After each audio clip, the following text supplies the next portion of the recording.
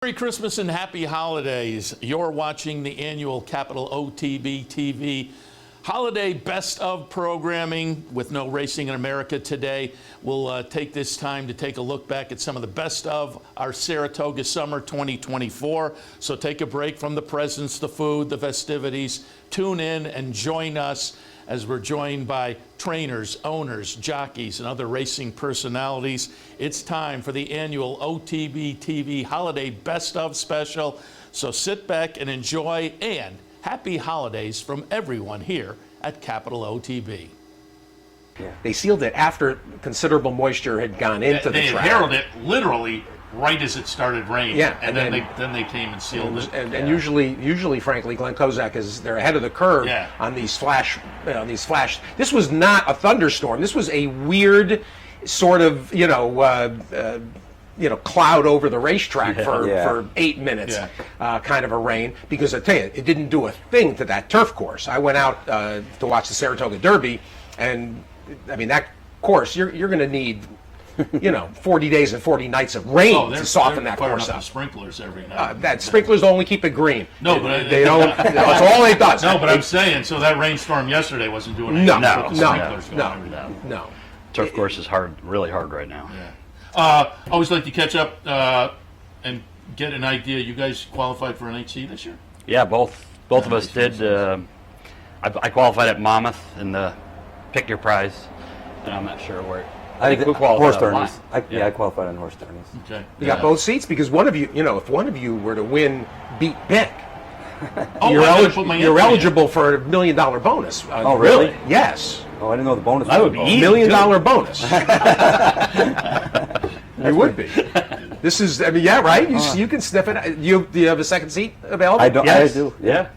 I'll have to look into that. Come on. I'm not sure I can beat you though. Well, you don't have to beat me. Like yesterday, you could have come along with me with Nation's Pride, who is a serious. He should be 2 for 2 in this turf triple. But all you got to do at today's race is the De La Rose. I picked Jouster, who I did not expect David Aragona to make the morning line favorite. Actually, I thought she'd be second or third choice. But anyway. I picked Jouster. If you don't like Jouster, my pick, you pick somebody else. If your horse wins and you're not a tour member, you get to join for $10. That's a good deal. Right? That's awesome. Save $40. Sounds good. And if you then win Beat Bick in September 17th is the final, and then you win the NHC, not only do you get the $750,000, $1 million bonus because you're the Beat Bick representative. Yeah, I've had a chance to on some of those bonuses where I won the Santa Anita contest, and I think I won when it was Fairplex or Losal, and they had bonuses on it. Yeah. They put your name there with the bonus all the time. I always on the scoreboard. Makes you a little. Well, I don't know about that, but it's. I love it. But of course, the year I won, I didn't have any bonuses. But I'll take it. That was the best point. That was one of the great moments in interview history when I said, Paul, you just won the NHC. Is this your biggest score? No, not close, actually. Let's talk about actually getting some frustrations out. What is your view in general of what has gone on with the steward stand and the way they're handling these herding incidents, that 8th race on Wednesday? I mean, Javier Castellano, 3 pads, and then actually, coming into contact at the wire, no change. And I don't need social media to vote one way or the other, but I mean, this was egregious that this was not a takedown. I thought the horse should have come down. I thought the horse drifted far enough and impeded the horse enough to come down, but I mean.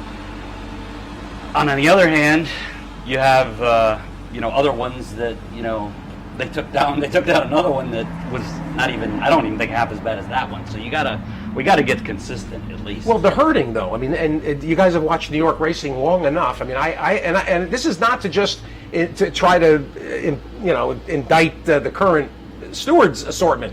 This has gone on for years and years in New York, where basically carrying horses out and maintaining a lead by taking their path away in the most subtle of manners, sometimes not so subtle. This has been going on forever here. And it's never, I mean, you now get to the point where you watch it and you say, they're going to leave this alone. And it's not, it's dangerous. That's the first order of business for heel clipping and for dropping riders and horses. So number one, it's dangerous. Then there's all of us that are betting on this, and it's completely unfair. And it's remarkable that with the attention given it, there's been no attempt to pull these riders up. At least bring them in, find them, give them some days, even if you don't take them down. Well, I agree with you on some points, and some other ones. I did a lot of work with the Thoroughbred Foundation. Yeah. And a lot of it was on inquiries.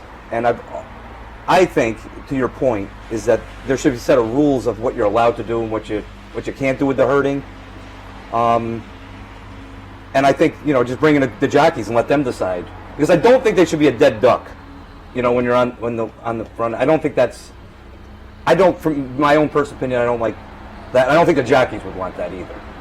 Just as a horseman or whatever. If you're just out there and you got to stay, kind of like Hong Kong, you're forced to stay there, and and the horse on the outside has every right to do whatever he wants, but you're stuck, kind of like the harness. Like when they have the passing lane, you got to stay here. You can't do anything. Everybody comes on the outside. I don't think that's the right solution. I mean, if they made it that, I'm willing to go with anything. Consistency is what we want.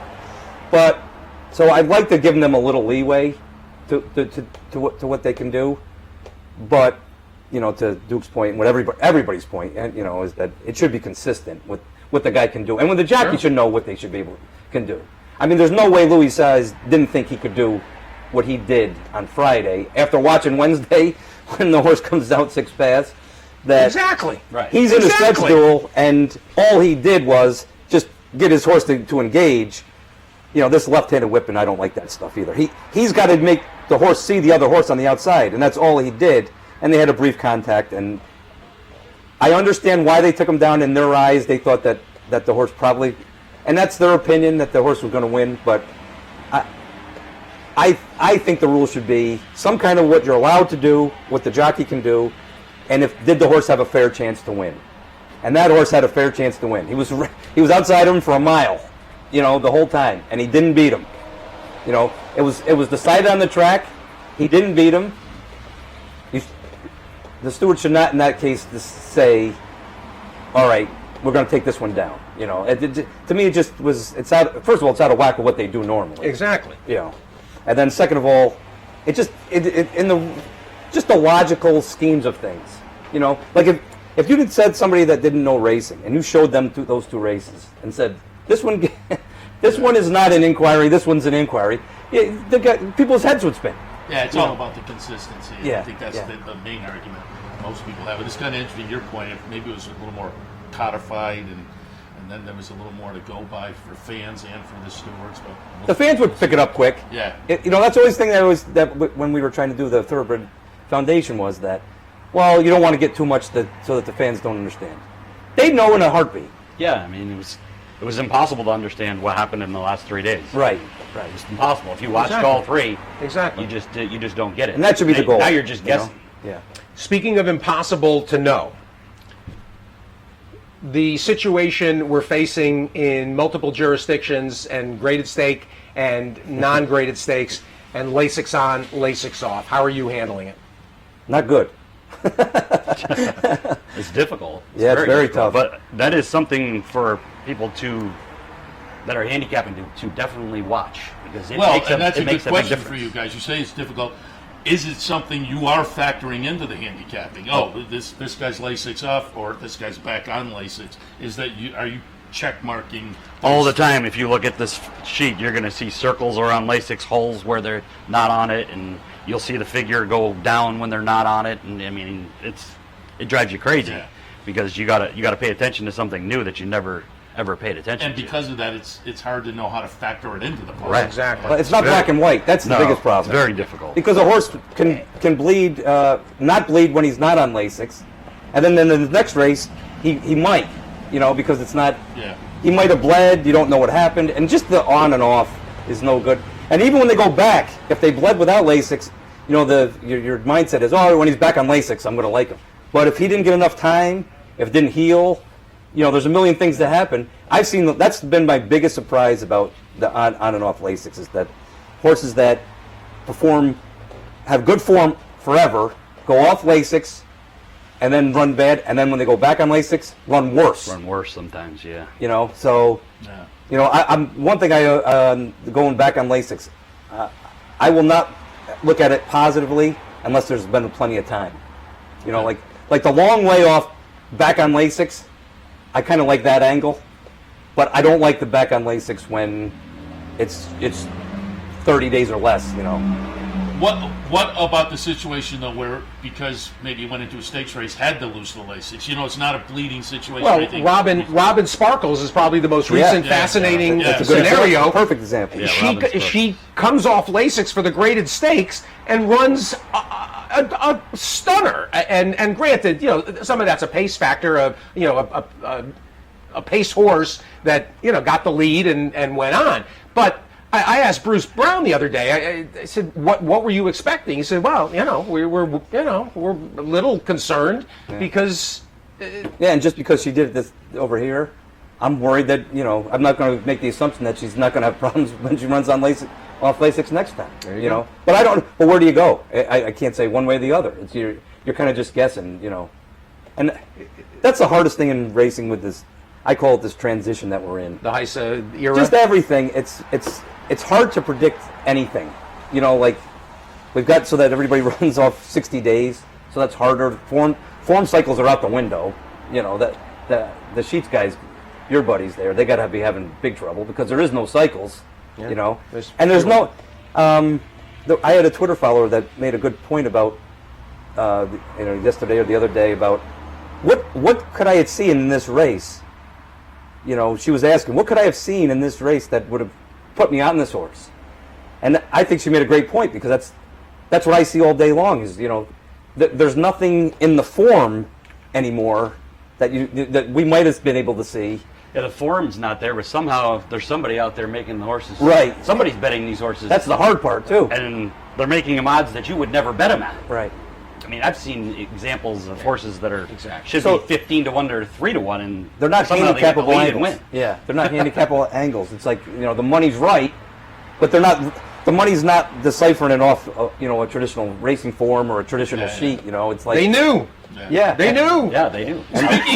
Speaking of they knew, the pressure is always on for a Paul and Duke They visit knew. because we've got a long-running streak here. That was part of the consternation when we had the snafu last year and you guys couldn't show up because we always like to get some opinions on the afternoon card. So let's get some thoughts and toss out some winners to the folks today. Duke, why don't we start with you? What do you think? First horse I'll definitely go to will be fourth race, the Adirondack. I had a trip on the 4-horse, Sabra Tough, last time. Kind of like what Paul and I call an upline 2-year-old that closed well on the rail, which I thought was a little off at Churchill last time. I think I can beat Naughty Gal too, who's going to be an overbet favorite. Yeah. So I like the 4 Sabra Tough. Do you want me to keep going? Yeah, sure. Because I might steal one of Paul's if I keep going. But Don't worry about the 6th race at Saratoga, the 9-horse had a rough trip first time out at Keeneland. Jonathan Thomas really good with horses stretching out on turf. I love the Augustin horses when they come up here. I used to love them with Shepherd. But Thomas is but anyway, Nature nurture. You like Jonathan Shepard? That's going to be news to this. He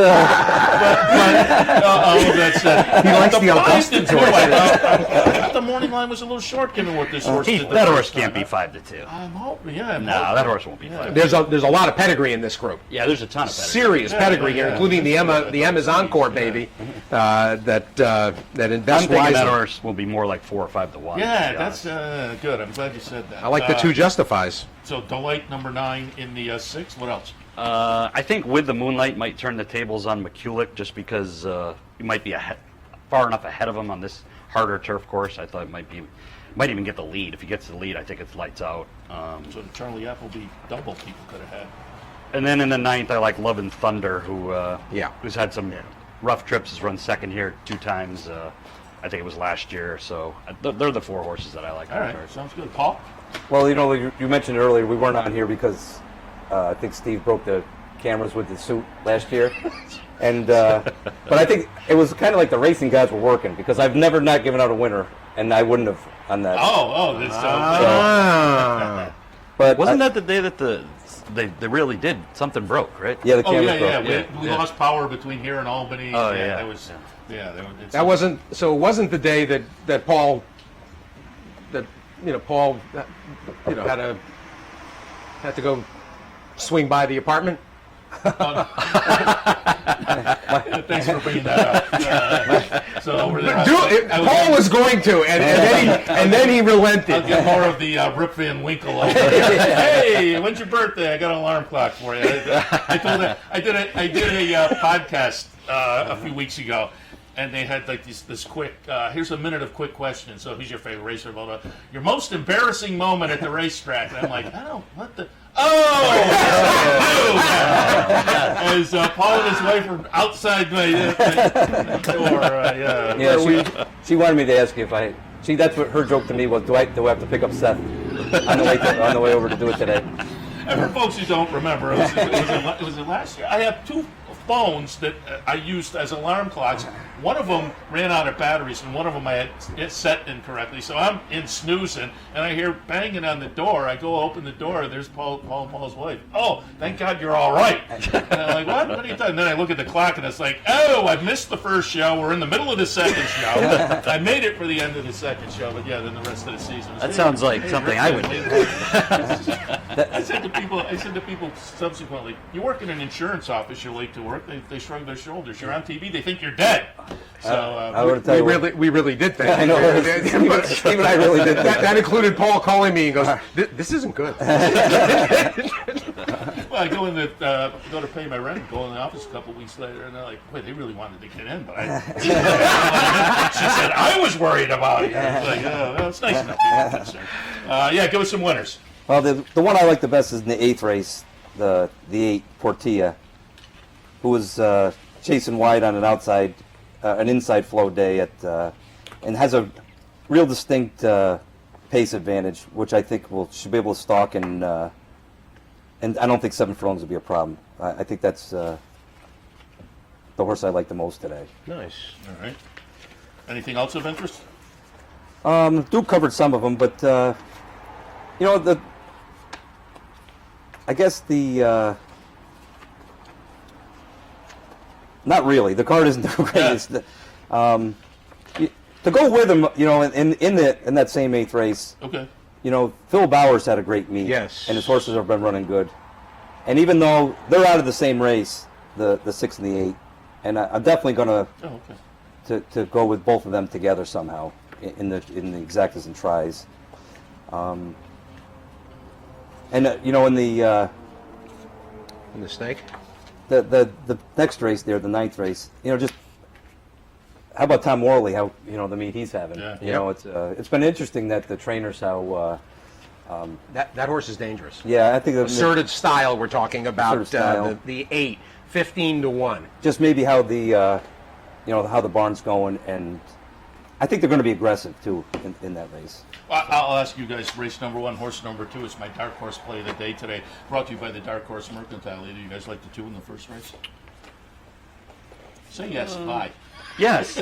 I thought that race was the most wide open race of the day. So it is. Every horse It's a looks fun like race they to could win it. take a little shot with. So yeah. And there was no pedigree in the whole race. Yeah, there's no pedigree. That was the weird thing. We looked. I tell you, I did a lot of work in that race, but the 2 workout horses there are the 3 and the 7. Okay. And they seem to be working good. The 7 worked real good into his first race too, so he could be a morning glory. But I think the 7's going to take a lot of money because he's working exceptionally good. So Before we go to, I do want to get in a question that came off of Twitter, and one of the viewers asked about the Breeders' Cup Classic Future Wager, which closes tonight at 7:30. I don't think we really saw anything yesterday that is going to change a ton of minds. Maybe Olympiad, actually probably Olympiad maybe picked up a point or two. I'll turn to you guys. Any thoughts about this? I mean, you've got presence in Vegas, to bet it where it's being offered in Vegas, but the rest of us, a chance this weekend to. Duke and I have a disagreement on this a little bit. This will be is good. Yeah, because What do you think? well, Duke is like everybody else, and rightfully so, loves Flightline. But I kind of his last race kind of to me showed that he had flaws that could be exploited, maybe, especially going longer distances and with bigger fields. And the interesting thing to me about this is that the 3-year-olds went through the 3 races and they didn't seem like they were that good. But every figure that I've done since the Belmont has jumped significantly, including the Jim Dandy, which was a really fast race, which is really weird. And I thought Epicenter couldn't have been more impressive. No. He won without the trip. And the pool, I noticed that Epicenter wasn't being bet like a 3-year-old. Unfortunately, with betting a 3-year-old in the Breeders' Cup Classic, you're not getting the best of it. Like if you tried to do that in Vegas, you just wait. You're better off waiting for the Breeders' Cup. But I noticed that the 3-year-olds were getting kind of ignored in the pool, in the parimutuel pool. So I would be looking for 3-year-olds. That's what I would do. And that's tremendous advice. I had Tim Schramm from Breeders' Cup on Friday, and I specifically brought up the 3-year-olds as being the option because there's going to be this preconceived notion that we have such a good group of handicap horses that the 3-year-olds will be up against it this year, except that the 3-year-olds the first weekend of November, are not the 3-year-olds of the first weekend of May. And Steve Davidowitz wrote in Betting Thoroughbreds about how there's this preconceived notion after the Triple Crown. People have seen these 3-year-olds so much, and they've made up their minds about them. Don't make up your mind about them because Cyberknife and Epicenter and I'm sure that Charge It, and those types, and that. Well, let's see what the Derby winner does as well. Even the West Virginia Derby yesterday was fast. Skippy Longstocking. He got a perfect trip, but it's weird that all these 3-year-old races are coming up fast. They're a good group. Yeah. They're running triple-digit buyers, and they may very well be competitive. And there's going to be pace in this classic. So, one of the most interesting stories of the entire campaign season is going to be the way the Asmussen barn, the way Asmussen and Scott Blasi and team have handled Epicenter, because everybody was hammering them that they took away his best virtue, his speed. They took the speed away from him, teaching him to be a raider and teaching him to be a stalk and go. Well, based on that Jim Dandy performance, it's going to serve him well by the time we get to Del Mar. I just think he's the best 3-year-old. Period. Yeah, I think that's true. I don't think there's a mystery there at all. I don't know if they purposely took the speed away. He broke that day. But they also seemed, based on the workout pattern, it seemed that they were trying to teach him to settle and sit behind horses. And what's a good lesson though? Epicenter's teaching himself. There you go. There you go. Everybody seems to think that it's just always the trainers doing whatever. No, the experience. That's experience. Period. He's figuring it out. I don't have to go faster. Well, and this topic is, and coming out of the last 2 weekends, gets back to Cyberknife in the Haskell and Epicenter in the Jim Dandy. They had way more experience than early voting and Taba and the horses that were making their 4th starts versus horses that were making their 8th and 9th starts. I mean, there's something to be said for, and both of those horses, Cyberknife in particular, was a behavioral problem as a young horse. Yeah. I still think he's in trouble when he goes against Epicenter. I think he's. We got to wrap. We got more. We got so much more to do. Just like Seth Merrill, Jonathan Shepard. We are way over time on Loose on the Lead, but there's no surprise there when Paul and Duke. I like that when you guys argue though. They should change the name of it. It's like. Loose on the Lead. My joke is which one is Irad and which one's Jose, because somebody's always loose. It'd be great if you guys just duel. Wouldn't it be great if Jose and Irad got into an argument and they dueled all the time? I always acquiesce to him. I always yield to Seth. I can't get too mad because I won't get the bag of ties. Speed duel. You can switch it. You come in here and just start punching each other. So before we go, we'll wish everybody a Merry Christmas. Merry and, Christmas, for the- everybody. Happy, Yeah, Merry healthy. The great 2023. Happy For holidays. the replay coming up a little bit later this year. But again, it's always fun. Paul and Duke Batiste, thanks for stopping by. And Thanks. Thank you, sir. enjoy the rest of the season out with the purple tablecloths. You guys drinking out of the Big Red Spring? Is that a thing when you're out there? Yeah, my son and I do. Oh, do you? Okay, there you go. We're used to I it. don't partake. I'm better with you. Happy birthday, too, to Duke, a week late. Oh, nice, nice, 50 nice. this year. 50 years old. Excellent, excellent. It only Has he gets- grown up at all? No. No, definitely not. It only gets better from here. And Joel was kind of on his game enough to get him the best spot he could inside, and then made a good middle move up the backside to get him even more in contention. And then, through the turn, I thought we were going to get a lane turning for home, open up for us. So it's just a question then at You the got a quarter lane. pole, if we had enough from using, having to ask him twice early. Sometimes those horses Yeah. flatten out bad. And he punched home really well, and I don't even think Joel hit him. It was just a vigorous hand ride and showed him the whip, maybe the 16th pole. But I think when you lead one over, you hope they run like that. So it was a range of emotions throughout the mile and an eighth, but certainly from the 3/16 home, we were pretty pumped. Yeah, that was a great It move was- up the rail. For that horse, two of his better races have been here. Obviously, he appreciates the track, and hopefully we can get him another run up here. And if he runs like that, we should have some fun. What will be the game plan? Because again, you've tried some stakes with them previously, and you were talking yesterday the conditions. You're going to have to kind of search around. Do you look for stakes now going forward? I would have to think so. I don't think you're maybe a grass race MTO angle possible 4 other than, but I don't think you're going to find it. But we'll see if maybe swing at the Jockey Club again, and just I don't know the handicap division. It can be so hot and cold that who's going to show up, and I don't know if there's a clear-cut leader this year yet. But there's really good horses out there. But when he's at his best, he's pretty good himself. So you're to the point now where you almost have to let him have a chance, and Mr. Rigney's game to always try. So he came out of it well, looked good this morning, and we'll just ease him back into things and see. I'd have to think the Whitney would be too quick, but they were trying to tell me yesterday it's going to come up pretty short. So I don't know. We'll see. You're right on that handicap division, though. It has been kind of hot and cold. There can be a kind of a salty race, and then there can be one where. I mean, you look at the Breeders' Cup last year. I don't think anybody saw that horse. Yeah. Before his performances here at Saratoga, you just who would have thought? Yeah. So you never know. I mean, it's horse racing. It's kind of the turn of a page. It's a new chapter. So Yeah, he's his last 3. It's kind of shown us he's back into his top form, and if we can keep him there, we should have some fun the rest of the year. So we'll look for him. I imagine sticks up here, right? Oh, I would hope so. Yeah. I mean, on the training side of things, you'll keep him. Oh, up here. absolutely. Yeah, he does so well up here. Well, wherever we run next, it'll be out of this spot. So.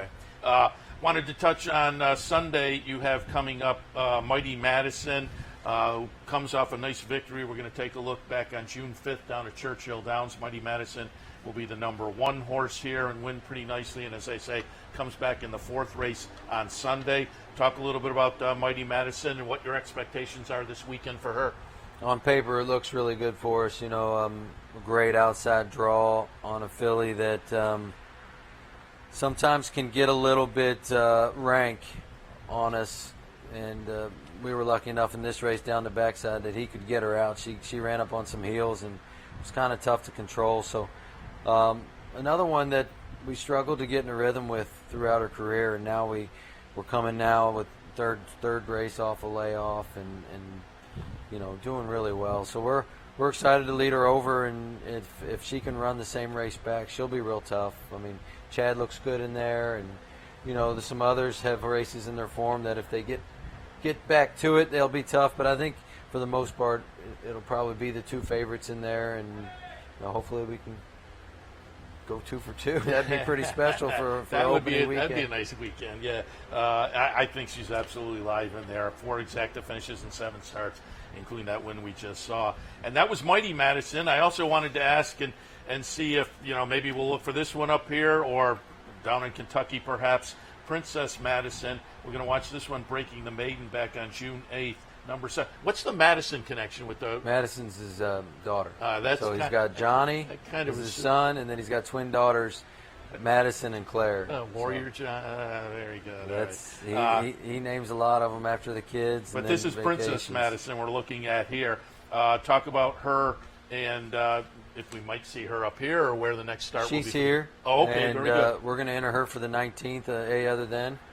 And she's one that from day one has just tipped her hand as a horse that's very, very talented. And I was shocked that it took her 3 starts to break her maiden, but you look back, the first one had a little rough trip, and then just the monsoon of what Oaks Day was. You couldn't be mad at them, and she's just one that we picked this race right after that one and been training to it. So, it's another one that we're high hopes for the rest of her 3-year-old year. She's just got a ton of ability, and everyone that sat on her said the same thing. So. Nice. So we can look for her in a few days down the road as well. I also wanted, and I pulled up Encore in the Kelly's Landing. We're going to watch this one running second behind Close the Game Sugar, and has been behind Close the Game Sugar in the last 2 races. And Close the Game Sugar has just been a freak recently. So the second to that one in this race, Close the Game Sugar is going to be number 6, Encore number 7. Give us a little some thoughts on Encore, and potentially off of this race, will we see that one up here? He's here. All right. I think we're flirting with the idea of giving him a shot at the big time, and that was the 3rd race against that horse there. We got the best of him on Thurby. Then we had the Aristides was just one of those that we broke on top, ended up shuffled back, and it was just a disastrous circumstance for him. So, we went into Kelly's Landing with some hope for redemption, and the horse ran back to form, and just a cool horse, 6 years old, and kind of a barn mascot. So we'll see how he does up here, but he's doing pretty well out of that race. And you get to a point, you just why not try? And absolutely. That might be where we end up, but if not, I don't know where, but certainly a horse that made the trip up with the rest of them and training really well here. So all right, so maybe we'll see him as well. And when you sat down, I asked about Zizera, talented runner in her own right. Give us some thoughts. You said we might see her up here.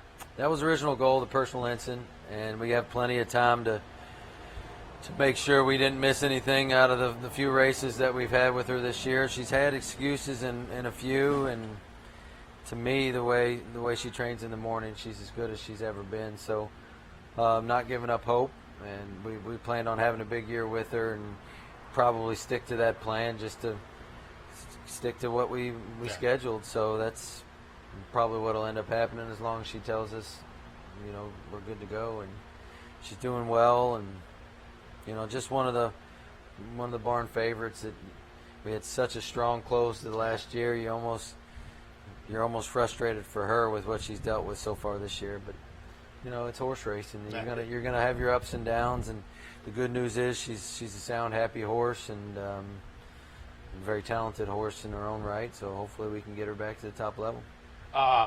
You mentioned having in part of the team going out and looking at sales horses and whatnot. You have any 2-year-olds in the barn we should keep our eyes on? We have 4 up here that, currently that all have shown me enough that I thought we should send them up here and see. We're probably, obviously, none of them are named yet. So I think if everything goes right, maybe some races come middle to end of August, and we'll look for Madison, Johnny, or Claire. There you go. I think for sure. Mr. Rigner's already told me, find me a good one for John. I need to name another Johnny. So it's we got a half sister to Muth that has kind of done everything right, and really haven't squeezed her too hard yet, but just been a very willing 2-year-old, and those are the ones that usually. That one's up here? She's here with All us, right. yeah. So Okay. she'll breeze here tomorrow, and then we'll get a gauge on where we're at. But I think we're not far away, and right. she's one that usually when they're asking for more, they'll take you there. Yeah. So, fingers crossed we don't hit any speed bumps. The 2-year-olds, they can come up with baby issues overnight. So we'll just see where they end up. But certainly, our 2-year-old crop is probably one of the stronger ones we've had, at least what we've seen, the early on in Ocala and what we've seen in the early breezes at Churchill. So, hopefully we can get us, last 2 years we've been lucky enough to go to the Breeders' Cup with a 2-year-old, and hopefully can go back there again. I've never been to Del Mar, so I've never been it's on the either. list. Yeah. That's on my bucket list too, because I'm all about the beach. I'm all about horse racing. You put them together, it's perfect. Sounds good. Perfect match. Absolutely. Phil, we really appreciate the visit. Again, congratulations to get a nice win on day one, and it was a nice win on day one with Warrior Johnny. We wish you a lot of good luck going forward as well. We'll be looking for some of those 2-year-olds and some of the other horses you mentioned here. But again, nice start to the meet. Thanks for stopping today. Thanks for having As I say, we'll talk a little Diana, one of the entrants in the Diana coming out of the Graham Motion barn. Happy to be joined by Mr. Graham Motion. Graham, good morning. Hi, good morning. Thanks for having me. Happy to have you here and talk a little bit about first just we're back at Saratoga for another year and give us your feelings every summer when you come up here to Saratoga. Yeah, I mean, it's great to be here. It's great to have horses to participate here. Not everybody gets the chance to do that, and I feel very fortunate to have the owners and the horses that belong up here, quite honestly. And you're based in the Mid-Atlantic. I mean, is your base technically Fairhill? Very much so, Yeah. yeah. We have 70 horses at Fairhill, then we keep a small group at Delaware and a little group up here. So you personally, do you bounce back and forth during the meet? Yes, very much so. I mean, I'm obviously up here this weekend, but Alice, my traveling assistant who's been with me so long, she stays up here. And what about your horses? Do you cycle them in and out up here as Yeah, well? very much so. These guys that ran this week will go home on Monday morning, and my runners for next week will switch up. So we try to do it differently a little bit every year. The last couple of years I've kept more horses up here, but I really feel comfortable having my horses at Fairhill. We're not weather dependent. We have the all-weather track, so sometimes we get caught up here when it rains for a couple of days, and it makes things difficult. Where are you located here? So I'm over in Oklahoma, right behind Shug's Barn, That's over in the high rent district. and that's a great location over there. It's nice and quiet, and you're right by the training track, which they widened last year. How do you like working out over on the open training track? Yeah, I mean, I think it's been in great shape. I've been over there the last few years. I used to be over here with David Donk on the main track, but it's a little quieter on Oklahoma, and I find the surface very good. And of course, for breezing on the grass, it makes life a lot easier. Speaking of the grass, they're on the grass this afternoon in the Diana. You have Mission of Joy. We're going to take a look going back to the Justy game right here at Saratoga just a few weeks ago. We have some horses coming back, including Mission of Joy. Chili Flag, the number 6, will win. Number 7, White Beam, second. And then Mission of Joy runs third. Evie Gents runs fourth. They're all back. And nice ding-dong finish. What were your impressions here a few weeks ago for Mission of Joy and your thoughts this afternoon in the Diana? Yeah, I mean, I thought she ran huge here. I thought she was a little unlucky. She got carried a little wide on the last turn, considering she came out of the one hole. But you see here, I mean, she's getting there. Another few jumps. I think she gallops out in front. So I don't think the mile Nates will hurt her today. Actually, I think it might even suit her better. Comes in again off of that third place finish, so seems to be kind of moving in the right direction. This is the third start off a little bit of a layoff. Raced in January, but then January to May.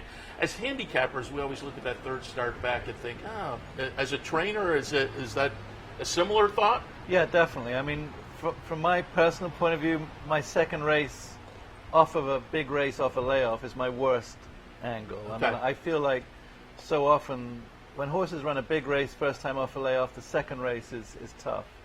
But yeah, there is something to the third race off a layoff angle, no doubt. And I'm curious, do you use numbers? And if A so, little which bit, ones? A little bit, not as much as I used to. We use Thorough Manager a lot because it's just so user-friendly for us looking at races and trying to decide which spots. And they also do numbers. Often in the stakes, we'll go and use either the Thorograph numbers or the RAG numbers when we're trying to make up our mind if we belong in a spot. And so what are your expectations this afternoon? I think you could point to 8 different horses and make a case in here. Yeah, I think it's going to come down to trip. I think it's a wide open race. I think numbers will tell you it's pretty wide open. But this filly, you know, she's hit the board twice now in Grade 1s. I don't think she's too far behind these horses with a good trip. So again, that's Mission of Joy this afternoon. I wanted to go back and talk a little bit about over the past few weeks some other runners and see if maybe there's some thoughts for these horses up here. And a horse I've liked, folks who watch the show know I love the subdivision of the 3-year-olds on the turf. And that was the case just a few weeks ago. We're going to take a look at the Belmont Derby Invitational. Is it Tricari? Trickery. Trickery. I called him Tricari, but the owner corrected us the other day, and it's Trickery. I kind of like Trickery better, actually. But we'll look at the victory just a few weeks ago down at Belmont at the Big A in the Belmont Derby Invitational. Your thoughts on this nice little 3-year-old turfer so far, and will we get to see him up here? There are a couple of nice 3-year-old turf races up here. Yeah, I mean, I think there's a good possibility he comes back up for the Saratoga Derby. I mean, obviously the distance wasn't an issue for him this day. Johnny just gave him a beautiful ride. I mean, it was such a clever ride. But he's a really cool horse. I mean, apart from his first start where he ran very greenly, he hasn't done much wrong. I mean, he's only 2 necks from being undefeated since. So. And you got to love that. I mean, as a bettor, if you've had, and I had used Tricari that day, and I love gutsy would not let the other horse go by. Mentally, you have to love that. Yeah, and that's how he is. I mean, he's a tough racehorse. He's tough in the morning. Not difficult, but he's just a very strong-willed horse who seems to thrive on training. And my only concern is I don't want to take advantage of that because he's kind of danced every dance so far. And is he here or? No, he's not here. He wouldn't come up until probably the day before Okay. if we decided to run. Okay. And again, are you in the same ballpark I am as a trainer? Do you love the 3-year-olds on the turf? Because if you have a good 3-year-old on the turf, and that's why I like the division. Really, from the first of the year to the end of the year, almost every venue has at least one race in that division, subdivision. There are so many options with the colts and the fillies, and I think even going a distance of ground, you can separate the distances, and it's unlike in Europe where often by now 3-year-olds are having to run against older horses. We still have lots of options. Yeah, and they keep going. I mean, the Tropical Park Derby last week down at Gulfstream for the 3-year-olds. So to me, it's a very fun subdivision, certainly. I wanted to hit on another horse and see if, I don't know whether there's an option distance-wise for this one up here, but I wanted to go back, again, the beginning of June. We're going to look at the Belmont Gold Cup. Hey, a quick 2 miles on the turf. It's going to be the Gray Wizard. Talk a little bit about this performance, and might we see this one up here? Is there an option? There really isn't a great option for him up here. I mean, this horse really is a 2-miler. As you see from the race, he just gets up in time. Pretty cool idea. NYRA got together with the Victoria Racing Club, and he got a free berth into the Melbourne Cup with this win. So that's definitely something we're going to look at. That's the week after the Breeders' Cup. Kind of exciting to think about. But really, there isn't a great 2-mile option until actually in September at Kentucky Downs. And I was in the winner's circle after this race, and somebody said, "Are you going to the Melbourne Cup?" And you said, "I like the idea," because just honestly speaking, it's a big trip to go down there. But that would be great. I mean, we have here in America now. A lot of the horses will go over and try Royal Ascot, and that's always fun. We don't go so much over there. I'd love to see an American in the Melbourne Cup. Yeah, the tough thing about the Melbourne Cup is the handicapping. You've got to get your horse well handicapped, which winning the Belmont race, it didn't hurt him too badly because it wasn't a Grade 1.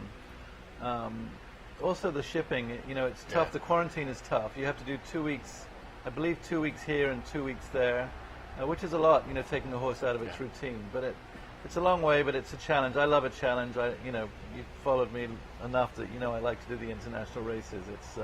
It's exciting. Yeah, it would be exciting for us, as I say, because normally we don't go that way so much. The Melbourne Cup. Have you ever been? Melbourne Cup? I have The not race been to the that Melbourne stops the Cup. nation. I've been to Sydney. I've been to Randwick. I actually spent a month there, but I've never been to the Melbourne Cup. I'd love that's one of the bucket list things. I was going to talk to you also about some horses this weekend. You said Millions Preview Day down at Colonial you scratched because they've had some weather down there. Yeah, I think they had almost 2 inches of rain, between yesterday and last night. So we had to make a decision last night if we were going to ship. I was worried they were going to come off the grass. The stakes are on the grass. The allowance came off, but I made the decision not to ship.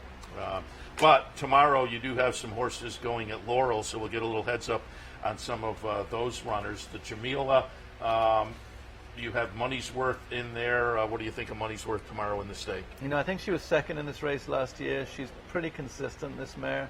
It's a tough enough race for a Maryland-bred race. You know, there's some decent fillies, Mike Trombetta's filly, Brittany's filly. So it's a competitive race, but she's pretty consistent. Nice full field in there. Laurel has a nice stakes program. I know you said after my show you're going to be on the air with Frank Vespi. Say hello to Frank. I have Frank when we're down in the studio doing things by phone. The rest of the year, I talk to Frank a lot during the wintertime because Laurel during the winter has a great stakes program. It's like every 3 weeks there's a big stakes Saturday down there. Yeah, I mean, that's where my bread and butter's come from. It's where I started, and it's where I still like to race the most. It's only an hour from Fair Hill, or an hour and a half. So that's where we run a lot, and mostly in the winter, that's where we run. Yeah, and as I say, it's about every 3 weeks or so, and we'll either get Frank on the phone or Dave Rout. I always like to talk to Dave, too, and I always like to talk to Dave around Thanksgiving time because Laurel Park, one of the best racetrack giveaways of all time, the pie they give away. Absolutely, the pie. As opposed to Pompano Park a few years ago, they gave me a cake plate. You didn't get the cake, you got the plate. I think it's been a tradition for a long time at Laurel to do the pie. And Dave says it's always very tempting because he gets the aroma wafting up into the booth. So. Also tomorrow we have the Prince George's County. You'll have Hard-Spun Reason in there, and you say Highland Chief was cross-entered today at Colonial, but he'll go obviously tomorrow now at Laurel. What are your thoughts on those two in the stake tomorrow? Yeah, I mean, I'm looking to get Highland Chief back to his old form. He's a Grade 1 winner. He should handle this race. He trained great over the winter, and I think maybe I ambitiously placed him going a mile and a half, first time back. Since then, we've shortened him up. Pimlico was so soft that day on Preakness Day. I mean, it's a little bit hard to judge that race. So I think we go into this race with no excuses. And actually, Hard-Spun Reason's an interesting horse. I mean, he's won 3 in a row now, and I don't think he's going to be too far behind these horses. And again, the most recent race was the seasonal debut at Laurel, so we'll take a look for that one as well. And again, those stakes are tomorrow at Laurel. That's smart placing by them to, this time of year, pop into a Sunday. Before you go, I wanted to talk, because you're a guy I know who has opinions on the topic of really, it's at the forefront of the game over the past decade or so. I had Andy Belfiore in yesterday, and I know NYTHA is big on the aftercare, and it's become a topic over the past 10 years or so, horse health and whatnot. You had a really nice column in the Baltimore Sun, a nice op-ed on Preakness weekend, the deeper culture of safety. I want you to talk a little bit about, now that we're a little into HISA, your thoughts as a horseman there, but also talk a little bit about a couple of the things you mentioned in the op-ed that I found intriguing, and as we've had people in here over the last year or so talking, I think it's going to be very interesting. Technology, I think, is going to play a big part. Wearable technology, and you mentioned big data as well. Talk a bit about your thoughts, how this has progressed over the last couple of years. Yeah, I mean, there's so many new formats that we're using now to measure a horse's gait, to measure their soundness. I know in Kentucky and in New York they've been using these devices where they actually measure the stride of the horse, and they can actually pick up if a horse isn't using himself correctly. And I think this is only going to improve. And I think, look, any way we can improve the safety of the horses, that's what this is all about. We want to do that. And I think we've come a long way, and I think HISA's been a big part of that. A big part of HISA has been the safety of the riders and the safety of the horses. And the longevity of them, and I think that's what's so important. Look, HISA's not without hiccups. It happened very quickly. They were kind of thrown in the deep end, if you like, and I think some of that to the trainers came off. It put some trainers in very difficult positions, and I think that's a shame. I kind of wish HISA had a year to get things going, but that wasn't the case. They didn't have the option. So look, I think it continues to improve. I think there's no doubt we're in a better place now than we were pre-HISA. Yeah, it seems like as tracks and jurisdiction are putting out numbers, it does seem like we're moving in the right direction. I think that's great for the game as well. And as I say, you've been vocal about that. And if people haven't read the op-ed you put out Preakness weekend, you can catch that online. As I say, I'm going to be interested to see how the technology, and as you mentioned, the big data, I don't think, horse racing is oftentimes slow to embrace things, but I think if we can get into some of these things, and I think we're kind of moving in that direction, I think it'll certainly be helpful moving forward. And as you say, I agree that Heise has had some hiccups. They seem to be open, though, to recognizing that and then readjusting. Unfortunately, some trainers have kind of had to wait for that to happen, and as you said, there have been some unfortunate situations, but I certainly think overall it's been positive. Yeah, and I think I think probably we're scrutinized in the United States now, perhaps more than most other countries, and I think that's probably in the long run a good thing. We need to work through these hiccups, and it's a shame that some trainers have had these issues they've had to deal with. But I think ultimately we're going to be better off, and it's so important. We live in a different world nowadays with social media. We have to stay ahead of the game. Yeah, and I know you're active on social media. People can check you out on Twitter or X. Do you ever refer to it as X? No. I never. And in the newspaper, they still say so-and-so put this out on X, parentheses, formerly Twitter. And but, all right, we will certainly root for Mission of Joy this afternoon. Graham, wish you a lot of good luck in the Diana. Hopefully, Tri-Carry Trickery comes back up here. I've been very high on him this year, so we'll look forward to that one and more. But appreciate the visit this morning. And say hello to Frank when you're out with him. Yeah, absolutely. I mean, the Diana's been a race I've been trying to win for a long time. I've had several very close calls, at least five or six. I had Dave Grenigan here, and he noted not just your training career, but he said even when you were working for Jonathan Shepard, you had a close call. That's right. I galloped a filly called Wooing for Jonathan, and she won the Diana and got taken down. So it's been a tough one for me, but we're going to get there one day. Maybe today's the day. Talk a little bit before we let you go about and memories of Jonathan Shepard. He was my all-time favorite trainer. He'd come up here every year and have a big score for me, and I just think he was kind of a professor, it seemed like. Yeah, I mean, look, Jonathan, I owe most of what I have to Jonathan and Bernie Bond, who I worked for in Maryland, and they were two great teachers, two different ends of the spectrum. Jonathan, known for long on the grass. Bernie Bond he always won the first 2-year-old race every year. So I had a really diverse introduction, and look, I think of Jonathan most days. Most of what I do is based on his training style, and it's not a coincidence that we do well with horses on the grass over long distances. That was Jonathan's bread and butter. Yeah. As I say, I'm a big fan of people who watch the show. I'll be over in the front side, and people will still say to me, no Shepard today, and because I would always be on board with Jonathan Shepard. Shepard's coming up from the Mid-Atlantic. And I think he was leading trainer a couple of times up here because the steeplechase races counted as well, and there were more steeplechase races back then. But people forget that he was several times leading trainer up here. And the crazy 4-decade streak of having a winner up here every year. Yeah. Again, Graham, really appreciate your stopping in this morning. Good luck this afternoon and the rest of the meet, and we'll talk again. Sounds good. Thank you. All right, we're going to kick things off. Speaking of stakes winners early in the Saratoga meet, trainer Jose D'Angelo won the Coronation Cup a couple of days ago with Twirling Queen. Good morning, Steve. Good morning, Jose. Jose, good morning. Good to have you. Seth? Thank you for the invitation here. Yeah, happy to have you on board. And before we get into the race from the other day, you were talking just before we went on the air. I'm always curious where folks are stationed up here. You said you're right back here, right by Clare Court. Yes, just back here. It's a great location. It's excellent. It's so relaxed over there. I'm close to the track, so I like a lot there. First time. And I'm curious, have you been using Clare Court at all? Because I know a lot of trainers, it'll calm some horses down. It's just such a nice kind of quiet atmosphere back here. Yes, my first time was in Saratoga was just like a few horses, like 2, 3, most likely chipping from Monmouth. But now we have the barn there. It's so quiet, so relaxed. When you go there, it's like if you go into a forest. You have the pony track too, so the horses appreciate that. Yeah, it is a great atmosphere for us as well. Getting the horses working out behind us in the morning. You mentioned horses down in Monmouth. You're a Florida guy as well. So this summer you're kind of doing a little focus up here at Saratoga as well. Yes, it's like the principal meeting of the country right now. So my goal is try to stay on the big races and have good horses for these kind of races. We are doing that. It's working. With the filly just won 2 days ago. So Then let's take a look at that. We have a replay stretch run of the Coronation Cup, Twirling Queen. Give us your thoughts on the performance the other day and what you expected going into the race. You know, I was very confident on her. The filly won in.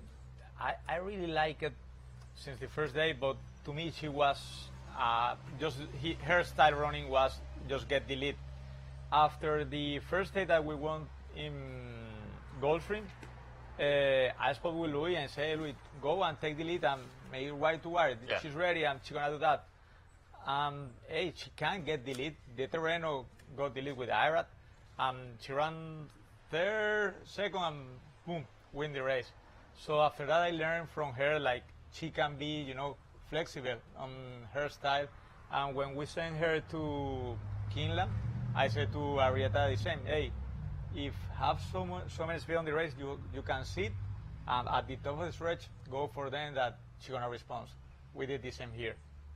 She's on a four race win streak, we should mention, and it certainly didn't hurt that Barrier ended up scratching coming out of the race, and I mean she looked like I thought. In fact, I had this discussion, I think, with Marcus Hirsch Friday on the radio, and she ended up going off at a very, I thought, surprising price. I mean, for her to pay $940, I didn't expect. I mean, she didn't get bet like you would have thought.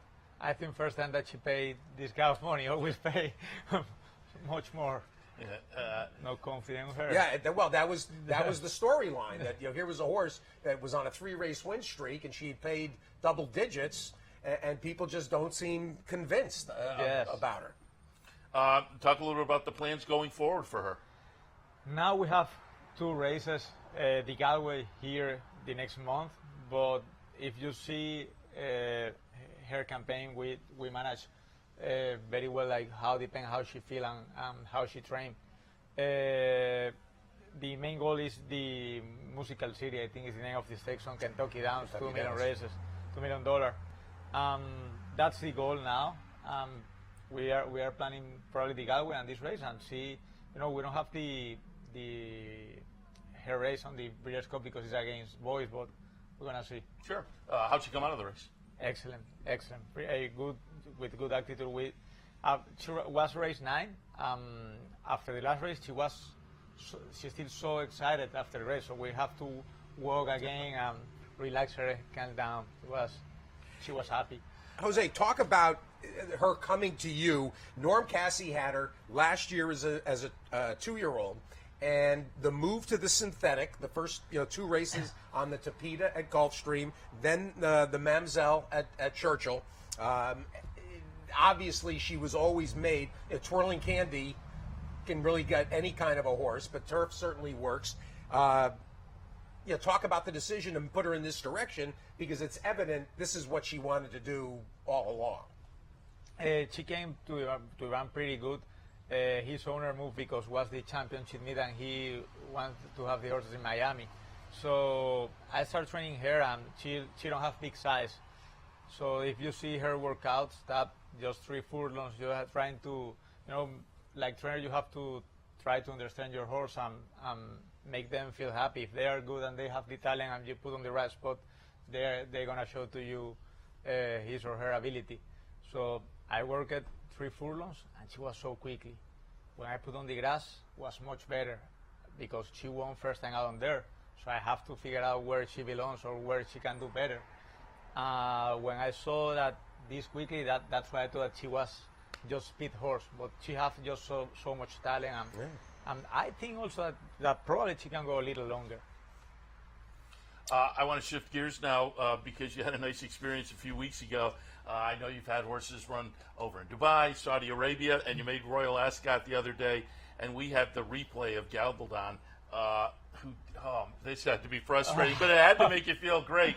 I'll tell people as we watch the replay, Gabaldon is going to be on the close side here, on the right there. You see in the red silks, takes the lead and is just going to get caught late. Talk about the Royal Ascot experience. And again, it had to be a little bit disappointing not to get the win off the nice run, but a nice second there with so talk about the experience. It was amazing experience. One of the best of my life. You know, there with a horse and a 2-year-old. Like he have 2-year-old, but he's so smart.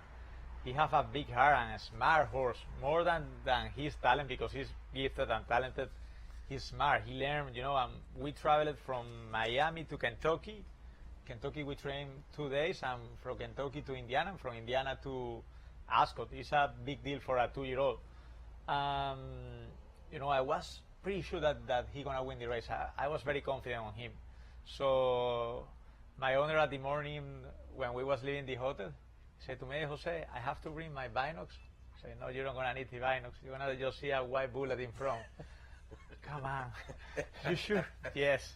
So we did a lot of gate work, because there is nobody inside the gate. So I was very focused in trying to have a good start, because here you have help inside the gate, and over there not. I'm for a baby. So we work from the gate, you know, every day after training and before training, go to the gate, stand back.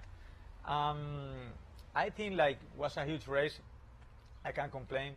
We learned, me and Jaramillo, the jockey, we walked the track the morning with Oisin Murphy. I have to say thank you to him for show us, you know, because for us we don't have like the culture from Venezuela to first we don't have grass over there, to walk the track neither. So we learn, and you can see like how the things can happen, and the way that the ground for was Gabaldon was running wasn't the best. Was better like inside. If you see races this day, everybody tried to close and go to the middle, but it was a good experience, and we almost get the win. So we have to go back and get the win. Yeah, I was reading an interview with you after the race. Smart, you reached out to George Weaver and got some advice, and which makes sense because things are different over there. Yes. And so, hey, let me tap into the experience of folks who've been over already. Yes, you know, like I have to say thank you, because always, if you can have to ask to somebody, you know, train horses is you can't train horses like the same for everybody, because they are, you know, like persons. Everybody's different. We like different things. So, but go there. All is different than here. So he was very successful over there. I called him, and he was, hey, we talked like 30 minutes, and he explained to me everything that he did. I said, okay, George, any details? And he was very, very good with me. It's hard because here you train on a track. You have the track every day. Yeah. But there you have like where we arrived, like a half track of poly and like just 3 lines.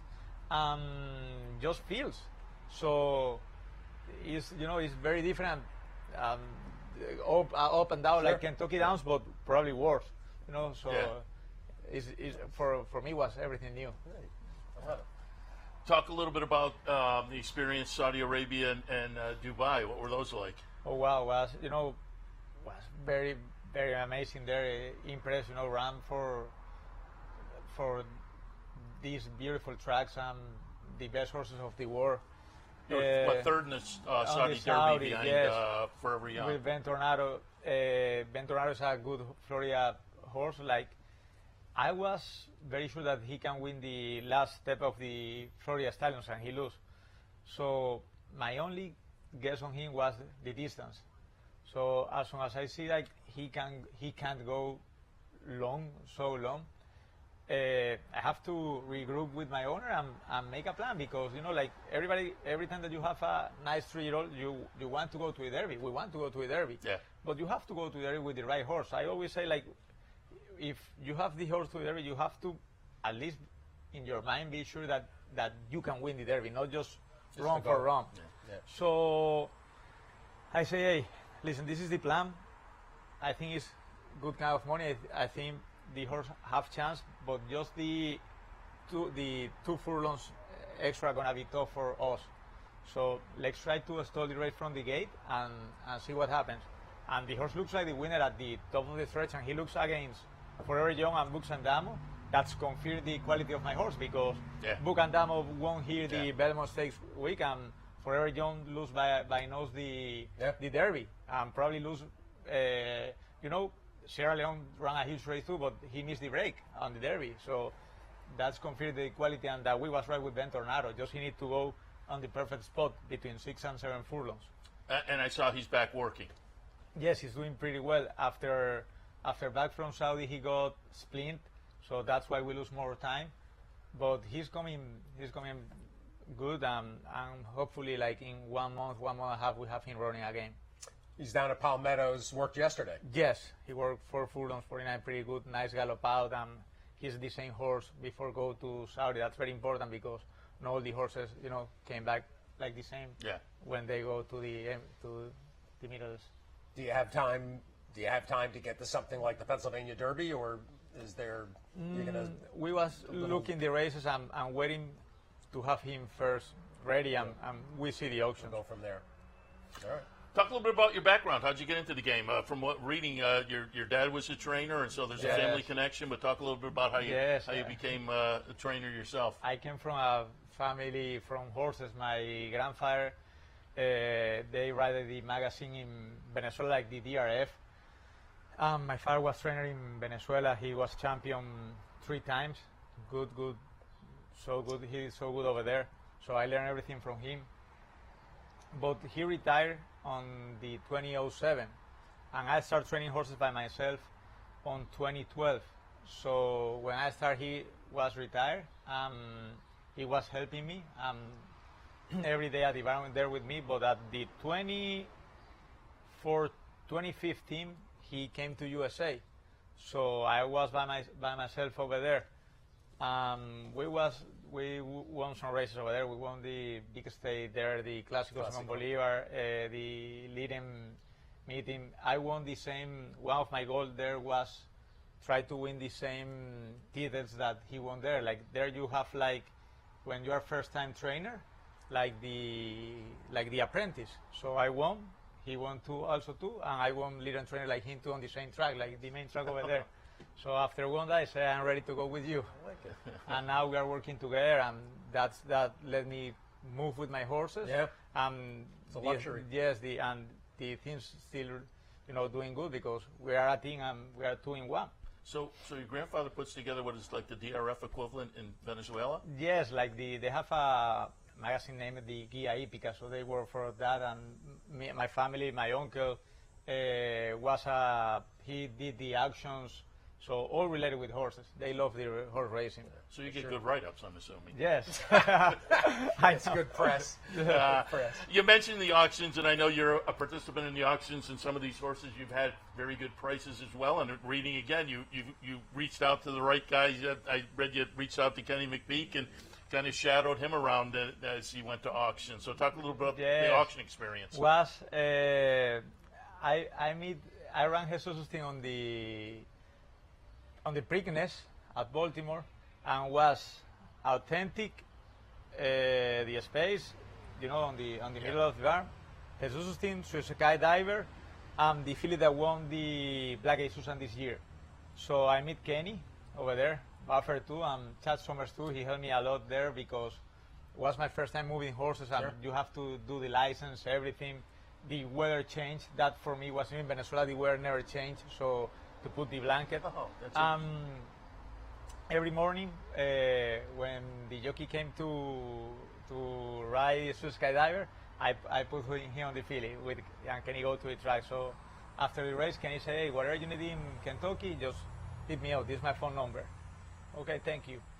When I ran the Breeders' Cup, I always, when ran Jesus Justin, the next week I sent him to a farm or paddock to, distress a little bit and enjoy himself. Say, hey, Kenny, I'm here at Keeneland, and no run pens, no paddocks here. No problem, come to my farm, to Magdalena. So we spent 1 week there. Nice. The horse was so happy there. I started, I like to see and learn every day. I think with horses, you learn for everybody. You can learn something good. You doing your way, you can do something real good. So, hey, picking horses, you see, he's always on the good races. I say, hey, can I go with you to the sales? And say, hey, come on. 6 a.m. here at the entrance on Keeneland. And I follow with him and we sell a few horses. And I learn because in Venezuela everything's different. So you have to try buy the bigger one. Here, you have to try to buy the ability. You know, like he can roam small, bigger. It's different. And again, so the summer you got horses up here, Monmouth in Gulfstream. Right? Gulfstream, yes. So what's your plan? Are you going to bounce back and forth? Yes, back and forth. Stay more here. Probably just a few days. You know, every 2 weeks to Florida to visit and see things how it's going over there. But everything is going good now in all the 3 places. You have to be focused on make the right campaign and the right races for the horses.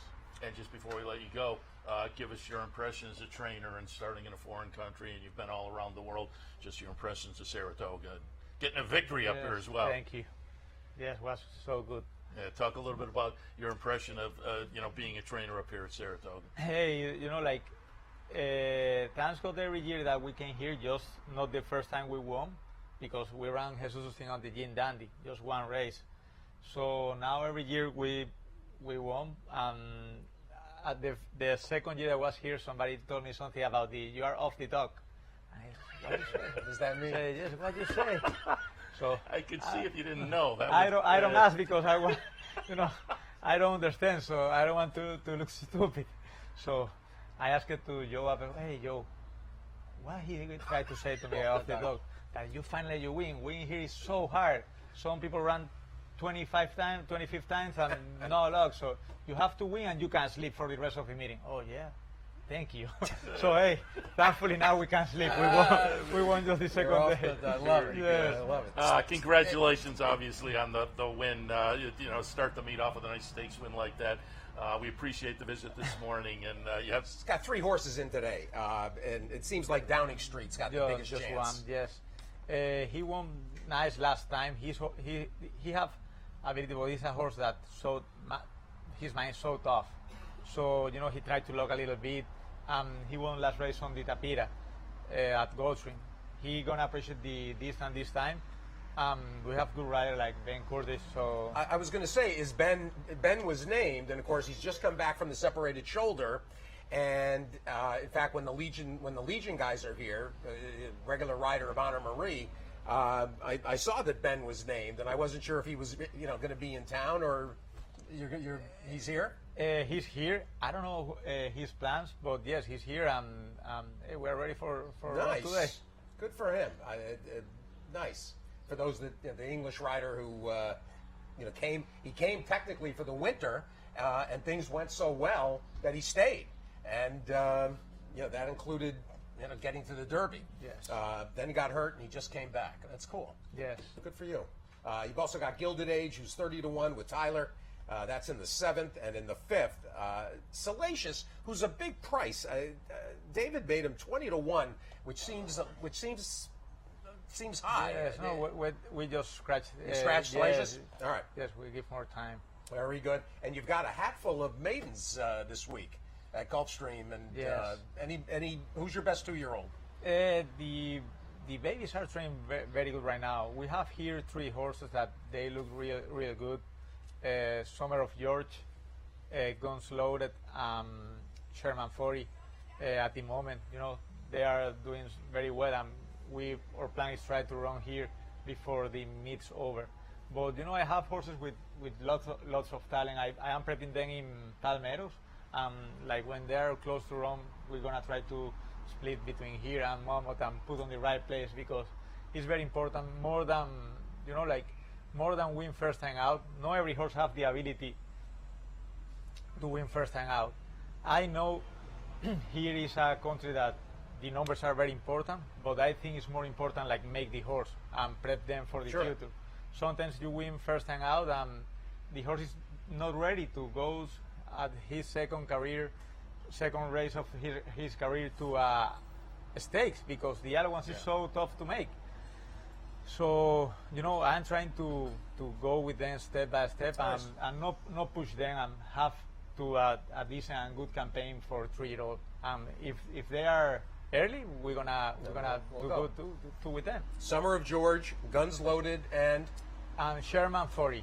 Sherman Fury. Sherman is like a tank.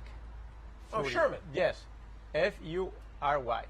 Sherman Fury. Yes. Got it. They are here, and we just one feeling named enjoy the breakfast.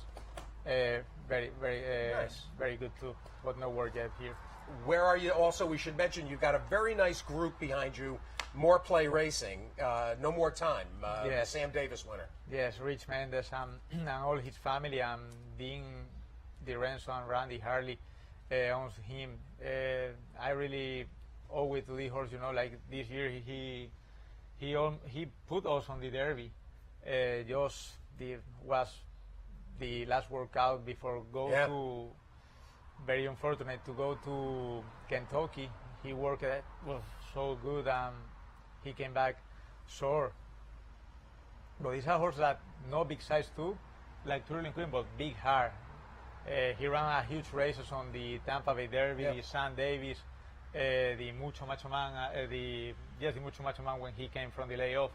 I owe it to this horse, like probably go to my first Derby, and I was pretty sure that we have the chance, because like his style running is good for for the Derby, if with the rain and everything, like every year.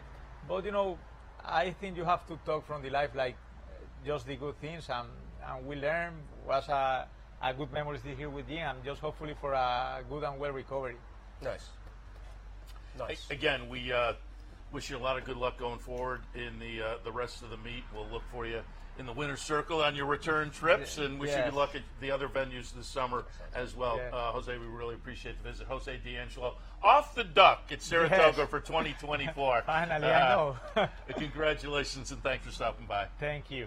On the backstretch at Saratoga, across from the 7 furlong chute, and happy to welcome in Kerry Bryan, who is running horses at 8 or 9 venues across North America, and she runs them over the jumps. You're going to do some Appaloosas and some paints real Maybe, soon. yeah, some yeah, quarters. try that. Get some trotters. Anything at Paris for the Olympics, the equestrian? No? Yeah. Not this year? Not this year, maybe next year. Unbelievable. Kerry joining us because today, Crabs and Beer takes a Maryland bred into town, but of course there's also the AP Smithwick. We're hoping the weather cooperates, and I just thought it was overdue to have you come visit. Yeah, thanks. I think the last time I was on here, I was still a jockey, and it didn't end well for me that day either. You haven't been on. I don't think so. She was on with me. I'm saying, but that was that was years. It was a while ago. Yeah, I rode the AP Smithwick, and I fell off. That was back when you wore ties. Well, today I got dark shirt. Dark shirts and ties don't go for me. And I do remember you in the program, but when did you stop, Brian? 2019, when Jonathan kind of took a step back, I kind of got more of a role as assistant. I always wanted to train, so that was kind of my cue. I wasn't a great jockey. No, not really. You mentioned Jonathan Shepard. I just want to jump in because you're now the second alumni in 2 days. I had Graham Motion yesterday. Yeah. And I said, and everybody who watches the show knows I'm a huge, was for years and years a fan of Jonathan Shepard. He'd always have a long shot for me up here at Saratoga. Just remember Jonathan Shepard a little bit. Yeah, oh, he was great. I mean, I credit being here to him. Really, everything I know came from him. So, and being able to start out on my own, I had some really good owners. Even though I started out primarily just steeplechase, I had some really great owners that came with me from him, So, I owe a lot to him. He was great to me. Yeah, as I say, he'll go down as probably my favorite all-time trainer, and paid off a few times. You mentioned Crabs and Beer, and I'll mention I pulled up a replay. I went back to the win earlier this season at Laurel back in April. We're going to watch Crabs and Beer. He's got the. I'm just looking here. Blinkers on outside. Yeah, and so in the 7th race this afternoon, give us some thoughts on Crabs and Beer this afternoon. Yeah, well, I love him. He's obviously like my stable star. We're trying him at a longer distance, which I think he's going to love. You probably saw I took the blinkers off of him his next start after that. I didn't actually think this win was a great effort that day. It was fine, but he's better than that. And we ran him in the dinner party, and everyone thought I was crazy. And Javi really believes in the horse and gets along with him really well, and he gave him a great ride that day, and I had taken the blinkers off, which I think he was actually hanging on horses. He's an older horse. He's very genuine. He doesn't need the blinkers. he ran a huge race that day in the dinner party. On a soft course. On a soft track. And I actually think a lot of people thought that it was a little bit of a fluke because it was soft and he liked it and this and that. So when I brought him back up to Aqueduct and ran him into 2 other than, I think Javi took off of him that day and rode a different horse. I think, there was questions on was that a fluke in dinner party, and he proved it wasn't. He's a good horse, and he's continuing to get better, and I think the distance will actually improve him once again. I think he's dying to go farther. So, fingers crossed, yeah. How do you decide something like that? Well, when you kind of flirt with these marathonish type distances. Well, I mean, working for Jonathan, I think, gives me a little bit of an edge because these are the types of horses that I got to work so closely with, Cloudy's Night and, horses like that. And, yeah. And I'm not saying Crabs is Cloudy's Night, but that type of a horse, and he has tactical speed, but he has stamina and, he sets himself apart. And you don't see it in there, but we did his wind before, before he won at Laurel, and he's just continuing to get better and better since his throat was done. And he's a horse that just the way he trains, the way he goes, I mean, his gallop out, his last work, his gallop out will just make your jaw drop. Like, he can never get enough in the mornings, and he's just all systems point. He relaxes early, he comes late, and you would almost argue he just always kind of runs out of room. I mean, he was still closing in the dinner party, and he galloped out with the winner. So we'll see. I'm either going to look smart or stupid, but that's this game, isn't it? Well, and in fact, we made him the DePaula play of the day today at 8-1. It felt like, no pressure on her at all. But this is a horse that you and I have talked about, and it just is a horse that kind of fits my my image of a play of the day opportunity. It's going to be a middle price long shot. Frankly, I think he might even drift up from the 8-1 because your name is not going to be as familiar to players as Mott and McGahee and Clement, etc., McPeak, Pletcher. And so I thought that that 8-1 will get at least that. And then being outposted in a 3-turn race, that's even another possible benefit because if people are going to discount him. I think Javi probably will, let him settle and go try to save some ground early. Yeah, he's a really interesting horse because, we were running him in Maryland, obviously, all last year, and like the thing I kept saying is he actually breaks really sharp every time he breaks if you watch him, but if you let him run up behind the leaders, he does too much early and tires himself out. He doesn't finish. So he has to be ridden, no matter pace or no pace. He has to be ridden, switched off. He doesn't have to be last, but he has to be covered up, kind of biding his time. And if he switches off early, he'll come running late. So that's exactly it. I'm not really worried about the post because he's just going to tuck in and bide his time. Exactly. And to me, this is a big opportunity. You look at his running lines. He's a horse that really can be placed anywhere as circumstances dictate. And to have Javi, who does know him and rode him well in the allowance and in the dinner party, the DePaula play of the day. Let's see if we can't get going. This is our second shot at it. Kerry, let's talk some other opportunities and general approach because you come from the steeplechase background, but you're running a lot of flat horses, and the operation, you really seem to make a point of positioning yourself as you started to go on your own as being open to other opportunities. Yeah. What's the percentage? You and I talked about this at Far Hills last fall when you were also dealing with HISA hijinks, which you beat back successfully. Talk about those decisions and wanting to avoid pigeonholing yourself as a hurdle trainer. Well, right. So, obviously when I started off, I was lucky enough to have the horses that I came up here and we just dominated, which was great. It got my name out there, but it got my name out there, as you said, like she's the jumps trainer. And funny enough, before I worked for Jonathan, when I came to work for Jonathan, I didn't even know about jump racing. Like I was a flat girl. Like I loved flat racing.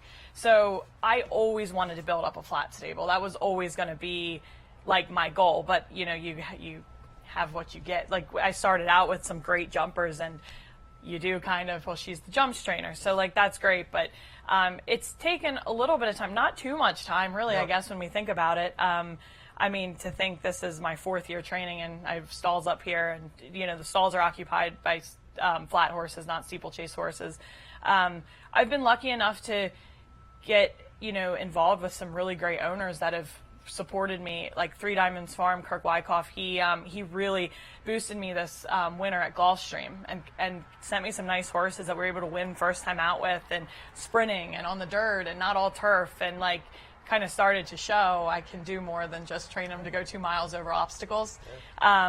And from there, owners call, and I've gotten a lot of babies and a lot of 2-year-olds from the sales, and we're just building it up as we go and trying to get results. And I have a great team. I mean, we're all over the place with a lot of horses, and I'd say now probably 70% flat horses, 30% jumpers. Nice. And I kind of just, jumping's great, and I will always love it and always be involved, but I think I'm trying to make a living doing this, and the flat racing, more opportunity, more money, just it's an easier sport in the sense of there's way more opportunity to run horses.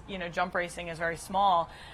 So I would like to just have quality jump horses that I can come up here every summer, run in the big races, and kind of just have a stable like that and really focus on the flat horses otherwise. Well, and the Mid-Atlantic heritage, as it were, offers you the opportunity to really run, certainly during the summer, from Colonial, up to here. Well, right, Laurel exactly. And there's whatever and you it's need to been go. great. Like Delaware. I've gotten some horses that might not be, Kentucky material or up here material, and then I get them in the Mid-Atlantic, and then I get to run them in spots that they can win, and it's good for everybody. The owners are happy. Their horses might not have competed up here, but they can compete down our way, and like you said, lots of opportunity to place horses. So I'm curious how you handle the summertime, because as Steve said, you have horses all over the place. Looking at Crabs and Beer and the 2 jumpers on Wednesday, they're working down at Fairhill. Yeah. And you've got horses running all over. So how do you handle the summertime? I'm embracing my inner Jonathan Shepard. I mean, he used to just drive up and down every. I mean, it was unbelievable how he did famous it. Leadfoot. Yeah, oh yeah, he was scary to drive with. Yes. Very scary. I feel like I'm not that bad, but yeah, I actually, Crabs and Beer did his last work at Fairhill. I was there for that. The jumpers also did. I left after the jumpers worked their final work, and I've been here since. But really, it's like, we've kind of been practicing for this summer. Like, I have a great team that, from Colonial, the great assistant Lily. At Fairhill, I have Heidi and Sandra. Up here, I have Jen, and Delaware, I have Greg, and everybody just focuses on their jobs, talks to me, communication, and the owners are happy with everybody, and you got to have a great team behind you in order to do this. That's for sure. And I was reading you're over in the annex. Yeah, where Jonathan used to be. Well, on the other side, but yeah, which was great that I mean, stalls for the first year and got back there, so it's a great spot. Very good. The annex is fun. The annex is a lot of fun. We're going to talk about Wednesday, and we hope the weather holds for the Smithwick. And you also, of course, are going to take full advantage of the big Thursdays at Colonial with the trio of races. Yep. For those of you that listened in this week, had Bill Gallo, we talked about there's going to be a pick 3 that everybody can bet on. This is the first year of betting on chase racing at Colonial. You've got entered. You sent a bunch again. Thursday. We have a bunch for Thursday. So it's tough. My jump jockey will be coming up here, riding Wednesday, turning right around, driving back, and then going to Colonial the next day. So Steve Mulqueen. Steve, he's my stable jockey. So. Well, Mulqueen is on Freddie Flintshire for our friend Patrick Lewis. Patrick actually also has got the one with Richard Hendricks, West Newton, who won at Aiken to start the year. And in fact, I think that was the first stake of the year. Yeah. Patrick, Patrick's gung ho. He is right. He is. Patrick, he's enthusiastic like nobody. And of course, he had the win at Presque Isle. You sent some to Presque. Yeah. I just had a winner for Stuart Grant at Presque Isle the other night. Yeah. Another track we can utilize, all weather, close to us. And like she said, the travel portion, you never know. I got on an airplane in Florida this winter, and there was a seat between me and there was a woman in on the window, And I forget who called. I think Tina called, and we were running at Aqueduct over the weekend, and Tina called me and I said, well, we'll go down and we're in the 7th or whatever it was, the 9th. And I get off the phone, and the woman said, are you involved in horse racing? I said, I am. She goes, who are you? I said, Steve Beck. I do the radio show on Sirius XM. And Capital OTB, Loose on the Lead. Seth Merrow. I'm Seth Merrow's TV partner. I should have led with that. And she said, oh, I'm Brittany Russell. She'd been on the show 8 or 10 times. And she said, is it okay? I have a friend that's going to come sit. Can we save this seat? I said, yeah, sure. And I look up, and here comes Kerry. Kerry's the friend. Yeah, I'm the friend. And I will give Kerry Bryant a lot of credit. Flying home to Baltimore, Baltimore was the stop. One of the two of them slept, and the other worked on the chart book and the planning the workouts. She was working. Brittany Russell passed out. Dead. That's dead right. to sleep. So I want everybody to know that. All right, talk about Freddie, and also talk about Sal Cumin and Blue Streak's Going Country. Yeah. Well, Freddie, I love Freddie. I would just throw out the last run. It was just, none of it was good. We shipped up here for the festival, and he had to ship up here for 3 or 4 days, get rained off, ship home, ship back up to Aqueduct a week later, not even. The training was a little bit interrupted. He was too keen. It was his first start back out properly in almost a year.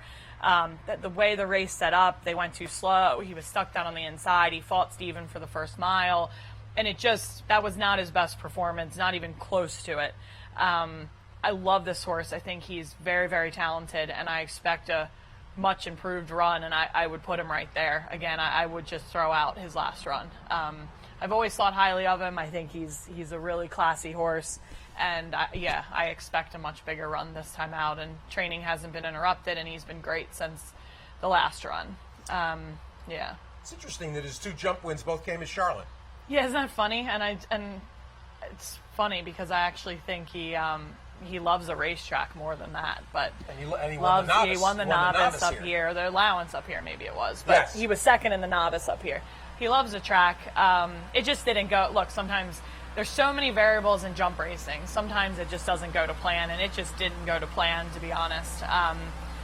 But I love him. I think he'll be very tough. I think he'll run a great race. I tell you, he's run well with giving the ground for sure. Yeah, so if we do get some rain and we're lucky enough that it stays on, the more rain the better. He doesn't mind, How about Going Country? The other horse, I know it looks a bit of a crapshoot there. Right. Yeah. I'll just interrupt for a second. I think we have the replay. I pulled it up from a couple of years ago. Yeah. I was second in the Shepherd. I wanted to show that because you ran second behind Snap Decision. He ran a great race up here that day. Not bad. So we'll see him running second here. But again, the winner was the very talented Snap Decision. So we're going to talk a little bit about that. We're a little bit in the same situation here. He gets in at a very, very light weight. 140. He's getting a ton of weight off of a lot of these horses. And I have to say, I kind of messed up this spring. Foxfield was fine. It was always going to be used just as his prep. He actually ran fine that day. We just gave him the race, just got him around. He came on a lot from it. And then I took him to Nashville, and I ran him in the long distance. It's almost 3 miles, and he actually doesn't want that trip. He came cruising down the backside at probably at about 2 miles, and it looked like he was going to just keep on going, and he just was a bit tripless. He didn't see out the almost 3 miles. He's come back. He's always run really good races at the racetrack, which is funny for an Irish horse, but he does seem to like the track. He ran really well up here, like you said, in the Shepherd, in the same kind of situation, getting all the weight off. Parker has a good rapport with the horse. I thought this was kind of the time to take a shot. None of these, a Bond looks clearly the one to beat. Sure. Great flat form. But none of these horses are Snap Decision, not yet anyway. So he's in with a shout. He deserves his chance, and he's been training really well up to it. And, we're going to take a shot and see what happens. Jump racing. I'll ask you as a trainer, and I love the steeplechase races. I have ever since I became a fan up here at Saratoga. And I was sitting in with Steve on the front side last Wednesday on the radio show, and Bill Gallo was there, and we were talking about the Colonial races, and Steve was remarking, at Colonial up here at Saratoga, you look for the horses who maybe had a flat career and have already performed on a racetrack. From a trainer, do you find that some of these jump horses 100%. prefer the racetrack format as opposed to the 100%. Well, it's turned into such a different format because obviously at the racetracks we don't have the last fence in the stretch. The last fence is on the backside, so it turns into a sprint. So you really need to have a horse that has some flat. I mean, that's why a Bond looks so enticing, right? I mean, he's a graded stakes winner on the flat. Like, I think it's very hard. Which is funny that Freddie seems to be so good up here, and Going Country has form. Going Country's Irish; she's never run on the flat in his life, and Freddie's a maiden on the flat still. But for the most part, you do need to think that they have some speed because they sprint home half a mile. So the racetrack is like you kind of get more stamina testing horses around the hunt meets. They finish up a hill, have to jump. There's fences all the way up the hill to the wire, that type of thing. So it just kind of. It depends on the horse for sure, but I think they're two different types of races now, the way that it is between the tracks and the hunt meets. Yeah. A couple other things with Kerry Bryan here. And Kerry, I talked about crabs and beer, and you mentioned Cloudy's Night, and I want to say Rosemary Homeister, right? Yep. Her big horse, and went back repeatedly to Kentucky Downs. Yeah. Back before it was really fashionable. Yeah. And is Crabs an eligible type for this? I think so, definitely. Like, you can't see it on form, but I actually ran him at a point-to-point race, which is a steeplechase race for no money, right. Prepping a mile and a half on the flat at the beginning of this year, and he handled it really well. He did it great, didn't mind running up and down the hills. He did last year, he did the same thing. Definitely, I mean, look, we got to see how today goes before I start thinking about anything else, but I kind of have the John's Call in my head up here. Nice. But like I said, today will tell a lot, so I don't want to get ahead of myself. And of course, a charge for an equal, a contemporary of Jonathan's in the Tom late Voss. Tom Voss, Yeah. who was one of a kind. You also have a big star today. We had Jose D'Angelo, and he's involved with Downing Street. You've got R&K's Lemon Drop Kid gelding that ran okay at Delaware and broke the maiden for 30 plus.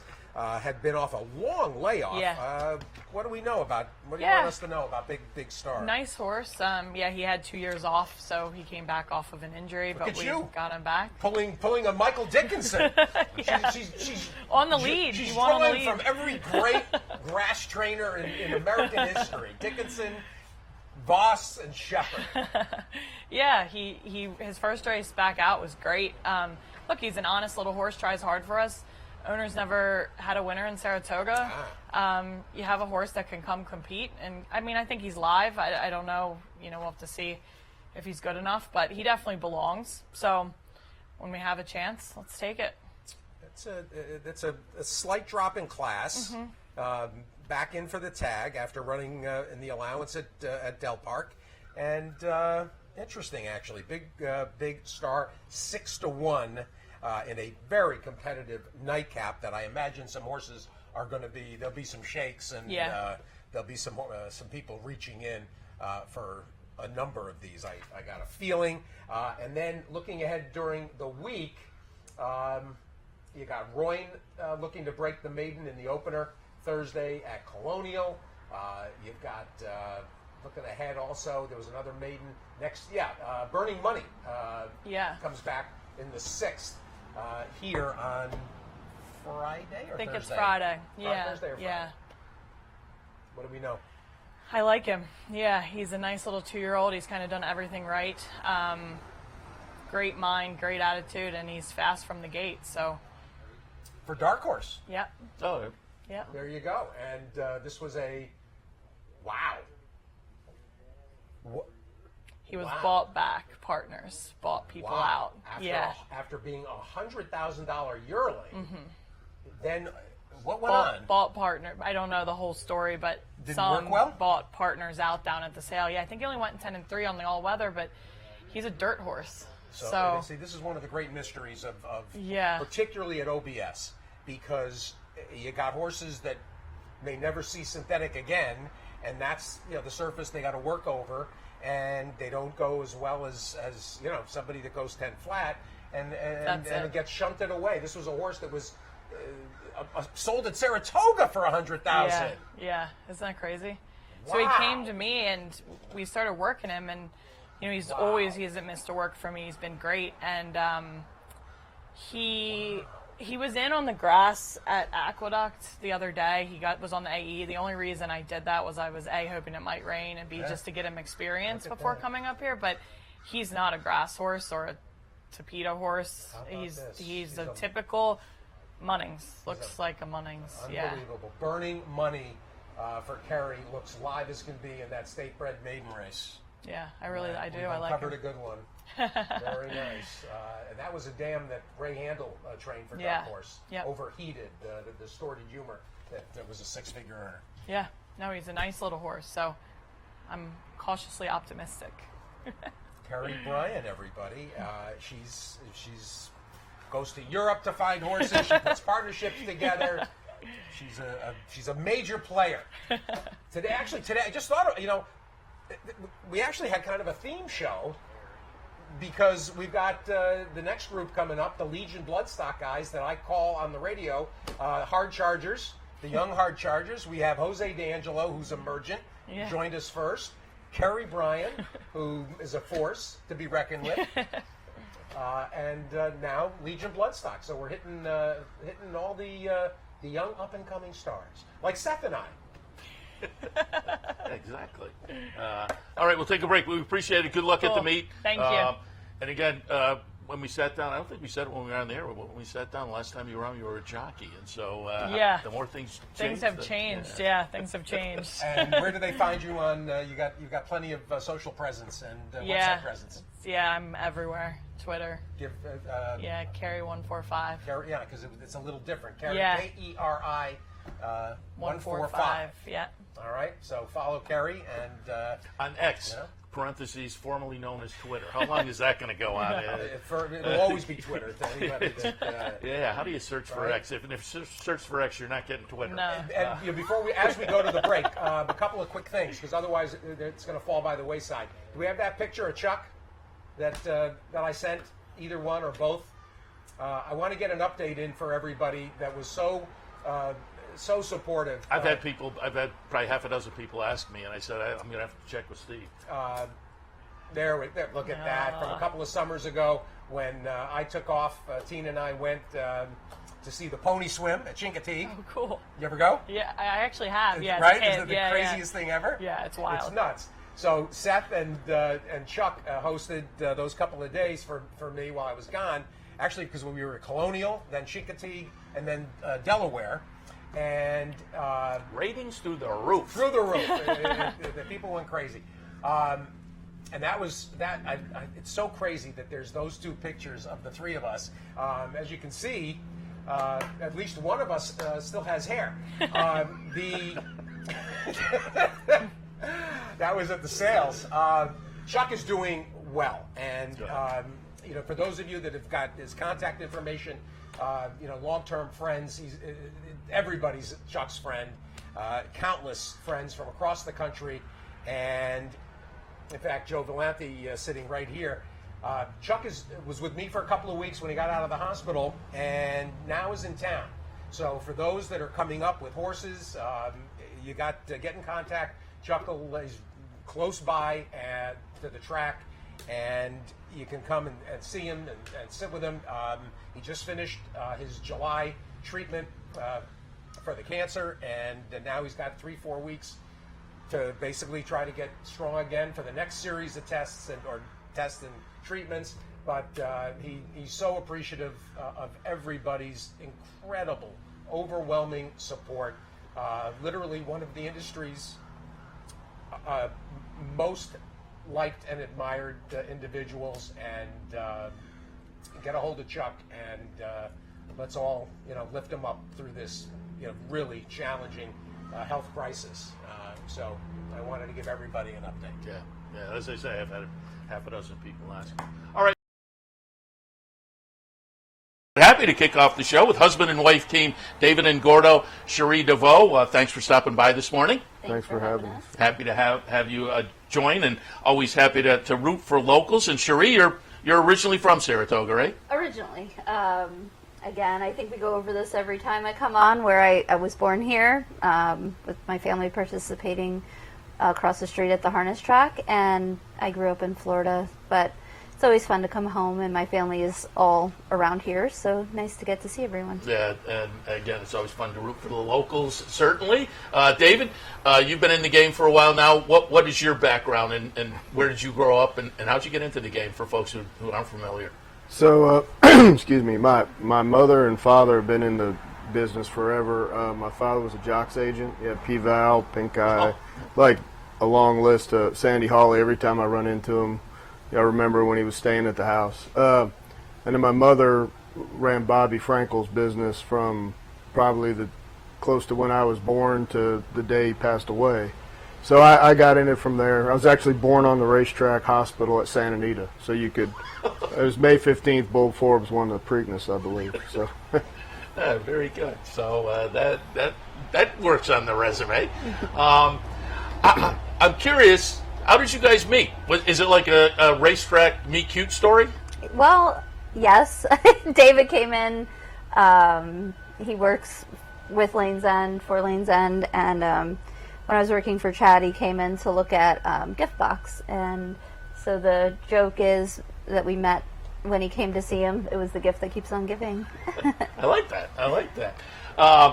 And David, you guys are kind of teamed up also. Some horses you go out and buy, ownership group. Cherie trains some of the horses. I'm curious as to, is there any owner-trainer conflict at dinner time, or is it all left on the racetrack? I've realized that I have two jobs: to get the horses in the barn, help with the owners that I have, walk the dogs, and she does the training. So we don't have any problems. I know my place.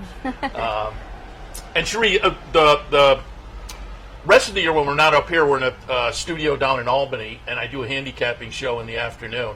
And we have a number of different tracks going, including Kentucky tracks and whatnot. And it's been a nice 2024, certainly for you. And I was just looking, TDN put out a tweet. They described you as fast-rising training talent. Mike McAdams' article described it as a breakout year, but in the McAdams article, you were kind of saying, I think last year was maybe more breakout, and I'm just kind of getting to where I anticipated or hoped I would be. Right, and I think using phrases like that, it's great. It's great to say it a breakout year.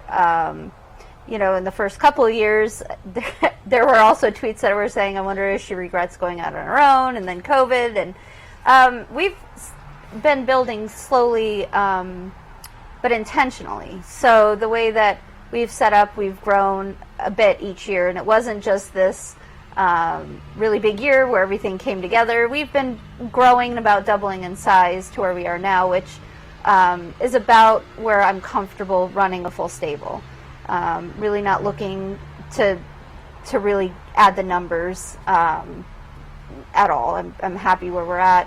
We've got a great team now on board, and again, that's built over the years. And where are you based? Where do you move around during the year? Kentucky. We're Kentucky-based. Keeneland is where we are predominantly, with satellites at Churchill and now Ellis. And then we go to Fairgrounds for the winter, and with a couple in Florida. So we're Kentucky-based, participate at a lot of Churchill Downs racetracks. So you have some runners at Ellis during the summer. Correct. Are you bouncing back and forth? Yeah. This year I've added David Carroll on board, which is I saw that. a huge asset into our team. So having somebody like David, it's easier to stay up here for a week, but then go home. So I'm trying not to do as much traveling back and forth every single week, but come up here this week, get everything situated, and then go back home and check on everything. And I assume technology these days plays a big part in being a trainer with horses in different venues. You can kind of check out, workout videos and things for the venue you aren't at. Right, correct. And videos are one thing, but I have a detail-oriented team behind me, which I've already looked at a couple of videos from this morning, but also getting the whole picture of a work is important. Where are you stabled up here? Oh, we're in barn 21. You ever used the clear court? I have in the past when I have a horse that might just need a little respite from the regular racetrack training, but we have made it over there a few times. So everybody says it's kind of calming for them. Yeah. David, you guys are based in Kentucky, but being a bloodstock guy, How many sales do you visit in a year? I couldn't give you a number, but there's very few that I miss. Like the June sale this year would have been the only sale from the start of the year through June that I didn't attend. And we're adding more like European sales in, so we'll do. Oh, everybody seems to be, yeah. I'm kind of proud. I think we were one of the first people to go over there. It was for Ahmed Zayed, who's no longer in the business, and we bought some horses and brought them back. We got a graded stakes winner out of that, and then it started going. And it's a great place to buy horses because there is a declining foal crop, but there's not a declining interest in racing. That's the one thing I've noticed. So you have to have horses, and you got to go source them. Yeah. And going over there is great. Those pedigrees fit here. So I don't know how many sales we go to answer your question, but we don't miss too many. Yeah, Deauville and Goffs, and you see that more and more now. That's becoming a lot more popular, and it seems like they're often very successful when they come over here. You say you go to pretty much all the sales. I was going to ask if it's more yearlings or 2-year-olds, but you're in both. You know what, we put partnership groups together, and we're different than some of the well-known partnerships, which are more fractional interest on an individual horse. So when Cherie got started, luckily I met a longtime Lane's End client named Paul Manganero. His uncle was Sienna Farm. His father, they had horses. His grandfather, great people. The Manganero family is wonderful. And he wanted a young trainer, and the man that was helping him was retiring. So we all kind of met at the same time, and we put these groups together. And we started with 2-year-olds. That's an area that I love. I think it's a great way to buy a horse if you put the work in. If you just show up, it's fraught with danger. But if you go like we do, I go for 2 weeks, then Cherie comes for 2 days. But we've done all that homework. Yeah. But the yearling sales, it's a purer form because you're buying the horse. You're seeing one less card. You don't see him work. You're kind of making an educated guess on how the horse is going to move and what surface it'll like because of pedigree. But, this year, like we've got Vava as a yearling, and we've got Cagliostro, who I think is a rising star on the dirt out of a 2-year-old sale. We've transitioned more to yearlings, but I'm still a pretty big 2-year-old guy if it's done right. You gonna be at the sale? I assume the sale over here, but both sales, the big sale and the New York bred sale as well. Yeah, we've done really, really well at Saratoga. Flightline, he's like this anomaly. I was gonna say, I'm not even really well. Maybe even an understatement once you have Flightline in the mix. Well, it's funny. There's a group in England, and they came and pitched Mr. Farish on their data. So they profiled the Saratoga sale over, let's say, 5 years. I can't remember and they said there were this many graded stakes winners out of there. And I said, let me guess. And I named them all. And they said, yeah, how you know it? I said, well, we bought them. So, we've had Flagstaff out of there for John Sadler and Lane's End and Flightline. Great client and friend of mine, Lee Searing. He had Honor AP. And they're all Exalted. These are all Grade 1 winners. And they've been at all price points. So Saratoga does a wonderful job at bringing a boutique group of horses, but where we have an advantage at a place like Keeneland is its volume. And, we'll look at 1,000 yearlings before they get to the sale. And you can pick and find some weak spots. Up here, it's very hard to buy them. Keeneland is great because they're spread out, and more volume is always to our advantage.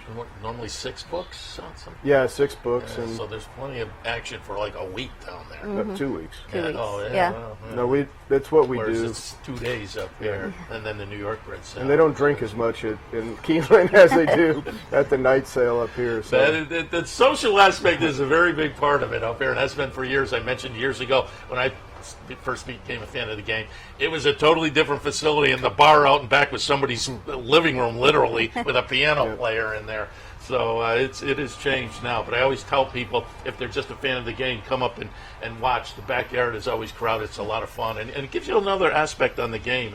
Maybe it helps your handicapping, too, when you look at the bloodlines a little bit. Cherie, I mentioned you're having a great year, and that includes Saratoga, so I thought I'd pull up some of the Saratoga winners, just let you comment on them. And since it's early in the meet, will we see them again? Going to go back to the 14th. Deep Satin is going to get it done. 3rd career start. And breaks the maiden up here at Saratoga. Deep Satin's going to be the number 1 horse under Irad Ortiz. Give us your thoughts on this performance. So she's a filly that every time she's run 3 times. She's had 2 seconds in a win, and she brings it every time. So, you know, she's one that we might step up into stakes company in her next start. You know, we just have to see. She's just back to the track now. We just have to see her energy level and how she's performing out there. But she's just always been impressive each start, and she finally kicked clear and got it done this time. As I say, since it's early in the meet, will you look for something up here? Yeah. You know, there's the Lake Placid. That might be a little, it's 9 furlongs, a little farther. But, you know, it's something that's definitely part of the discussion. Rebel Red, we have the replay there too. The day before, Rebel Red gets it done.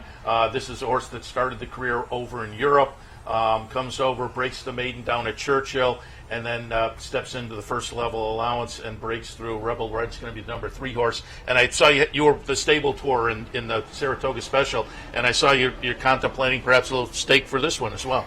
Exactly. He's very well meant. He's a full to without parole, big family, and he's certainly shown in his last 2 races that he does belong up in stakes company. So we're going through a plan right now for him to see the best way to get there without throwing into the deep end of the pool. But he's one that looks like he wants to go farther, which is always a bonus. So we'll just look around for a plan for him, and with that in mind. And on the stakes side of things, with a horse like this, are you going through a number of condition books and maybe thinking, well, we want to find the right spot, so maybe it's not up here, but let's look and right. Wherever it turns up that you think there's a spot, so you're looking all over the place. Correct. We keep all options open. Being in Kentucky, being up here, we're centrally located to be able to ship without too much of a hassle, which is very convenient for developing stakes horses or a horse in development, to just try to get them in a steady routine of racing and stepping it up in class each time.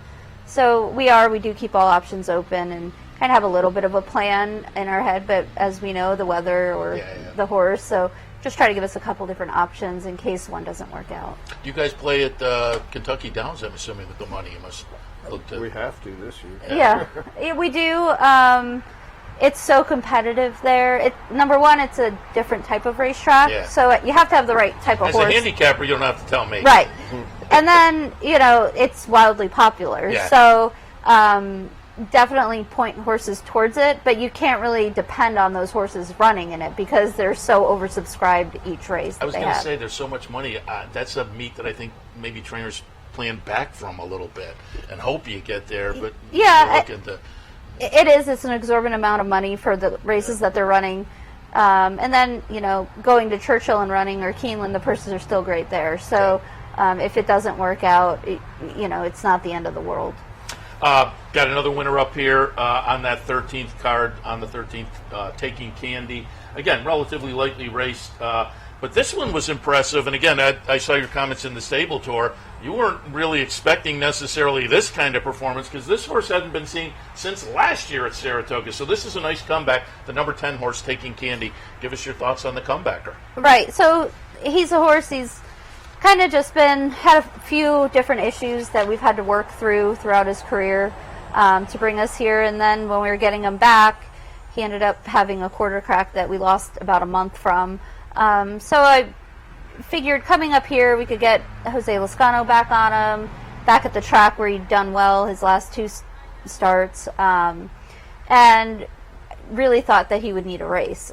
You know, horses run well, but when you put them out there at that distance, I felt like he might have needed a little more foundation to do it. So, you know, we've got to keep that in mind, and we probably are going to give him some time and look at something like maybe the Bernard Baruch for him, an overnight stake. Yeah. Again, just trying to develop him along, because he's a horse that's shown a lot of talent almost every time he's run, but just have to pick our spots with Yeah, them. if you can win like that off a layoff, there's some talent right there off a layoff like that. Now I want to talk about some of the performers that we've already mentioned, a couple of them, and see if we can expect them up here. Reading the stable tour, it looks like we can for Cagliostro. I pulled up the Hanshin back on the 30th of June. Cagliostro, a horse I've liked throughout the career, but this is a nice win. Down at Churchill most recently, and again I saw at the stable tour. Cagliostro is going to be the number 9 out in front right there. I saw perhaps the Forgo. Yeah, there's different options for him. I think he's most effective at the 1 turn mile or at the 1 turn distance, and it's really hard to tell. He had run well, had a lot fast speed figures. And ran in a lot of big races as a 3-year-old against restricted company. So this year he came back training well. The addition of the blinkers, I think, has really helped him and the maturity of it, because he was happy to go up there, but he wouldn't push through as a 3-year-old. This year he's shown a different dimension. His last 2 races or 3 races, he's been up on the pace or close to it. So definitely shows a different dimension that's more effective for him. The 7 furlongs for the 6 furlongs going to be too short. So we're really keeping in mind that 7 furlong one turn distance in the Forgo for him. As a trainer, is that a surprise? Sometimes as horses get older, their strategy changes. Yeah, well, and you hope to. He's had a great year, start of the year, and then we have a horse like Pyrenees who didn't really show much as a 2-year-old and got injured and came back as a late almost 4-year-old, and just was a completely different horse in training and out on the track. So I think a takeaway for a trainer, young trainer, or owners as a whole, there's a whole lot more of a career ahead of them than there is just from 2 to 3. Also wanted to look at Brilliant Birdie. This is a subcategory for folks who watch me. They know I love the 3-year-olds on the turf because, as I say, all year long there's a race at almost every venue for these 3-year-olds on the turf, stakes-wise. And Brilliant Birdie steps into stakes company for the first time in the American Derby down at Churchill. Going to be the number 8 horse here. Unfortunately, reading the stable tour, it sounds like you're thinking more Colonial than Saratoga with the Hall of Fame, but give us your thoughts on Brilliant Birdie. Yeah, so Brilliant Birdie's one, again, just took a while to come to hand. And barring his first out effort at Fairgrounds, he just has really put together his career in quick order. He's shown a lot. This is a nice win. Yeah, he's shown a lot. He's kind of a neat horse, a homebred for the Kleins, who are Louisville staples, so it was great for them to win. We were just as strategy. Richard Klein kind of asked that we would keep in mind the Secretariat, and you have a horse like him. Anywhere you go, you're in good shape. Yeah. And I think that suits him just fine. Yeah. So again, won't get to see him potentially up here, but we'll be running maybe in the next weeks year. ahead. Yeah, we'll look forward to it because again, I love those 3-year-olds, and we have a couple of nice ones up here as well, and the Hall of Fame being one of them. As I say, I'm down in the studio handicapping most of the year, and Preakness weekend, that's when I said, I'm going to have to get Shireen up at Saratoga. And I put together a little montage here, and the guys will run it. The day before the Preakness Black-Eyed Susan Friday, I just want to get your reaction on the day and the performances. We're going to see Shotgun Hottie winning the DuPont Distaff. She feels pretty winning a Hilltop, and then the aforementioned Pyrenees wins the storied Pimlico Special. A big weekend, a big Triple Crown weekend, and you win 3 stakes races. Just give us how that felt at the end of the day. Well, when I say surprise, not in they all came from nowhere. It's just very rare that you have 3 horses that you're pointing to races, and they're all getting ready at the same time, and they're all on the same day. So it just kind of was a culmination of that. The horses were ready. Those were the races we had picked out and discussed for them. So when they all fire and you have a good feeling about them, that really is special. And it just goes, again, it's not just me, it's a whole team effort. And everybody has had their hand in all of these horses on our team. So it was really special to be able to share with them and to share with each separate clients. And it's a great, to go out there and just have a day like that on a big stage. Big stage.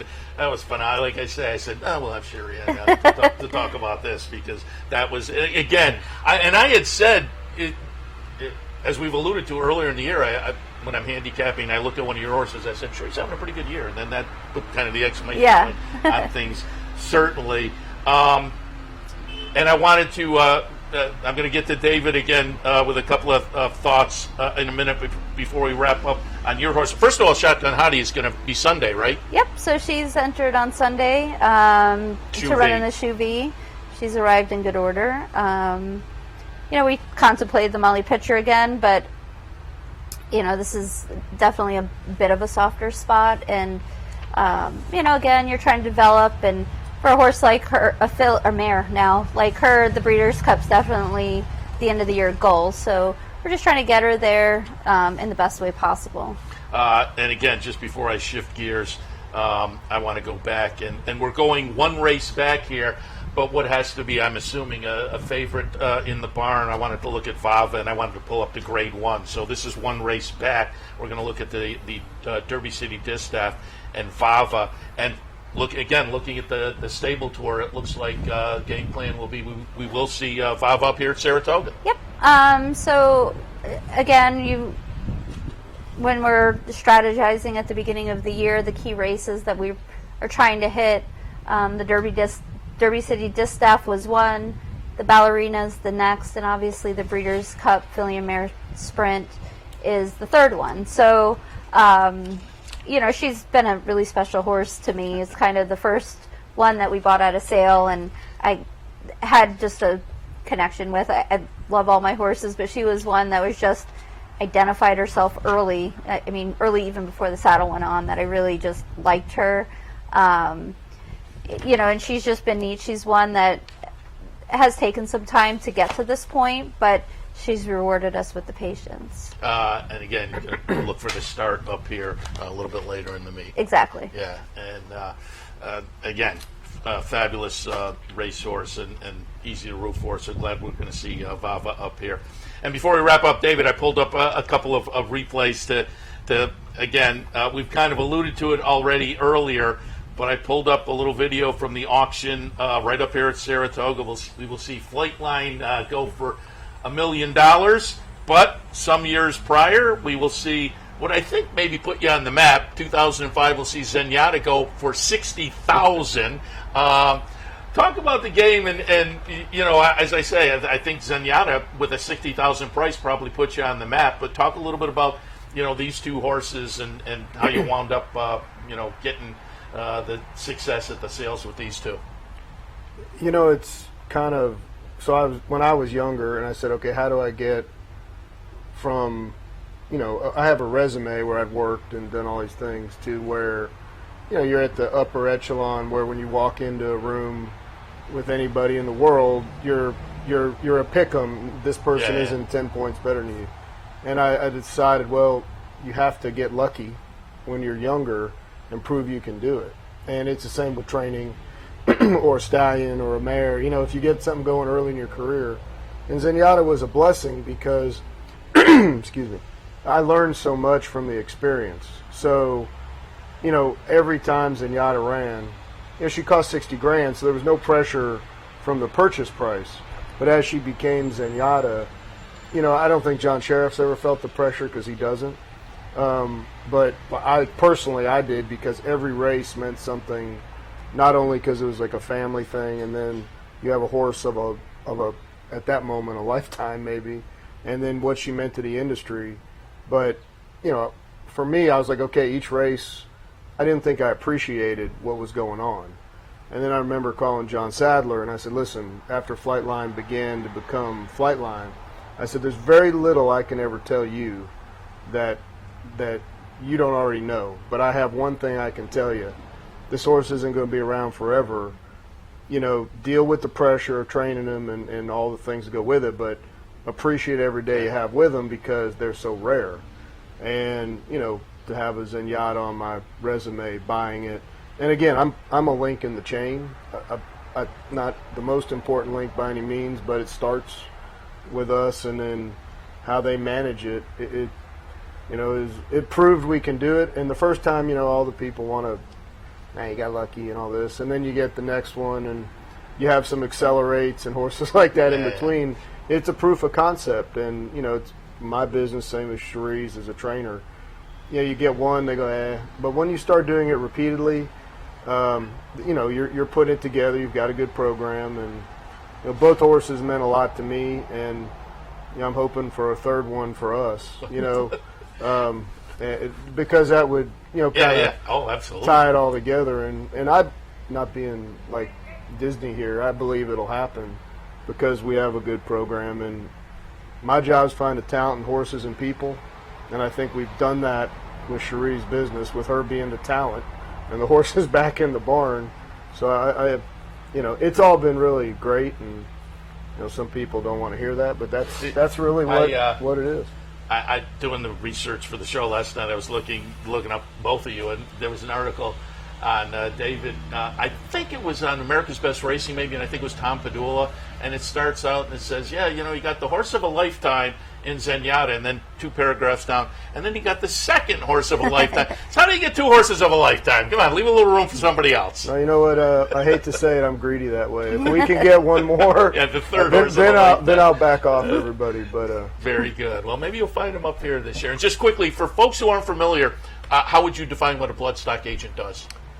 I like analogies, so I would say it's like your talent scout for whether it's your college team or a pro team. You're out there scouting the players, which are the horses, for your coach, which is your trainer. Yeah. And I've always worked best in a situation where I know what the trainer's like, because, John Sheriff, John Sadler, and Cherie might all look at a horse differently because their programs are different, but I like the horse, so you try to put the horse with the right trainer. Yeah. And I think that's a very important component. People ask me to buy horses, and if I'm just the one link and then they go and do their own thing, we've never been as successful. I think my whole success is because of the trainers I've worked with, and I've worked with some great ones over the years, and that's why I'm able to talk about it, because I don't think Zenyatta or Flightline, they were just destined for their trainers probably. Like, Vava, I don't think she'd be the same horse without Cherie's management.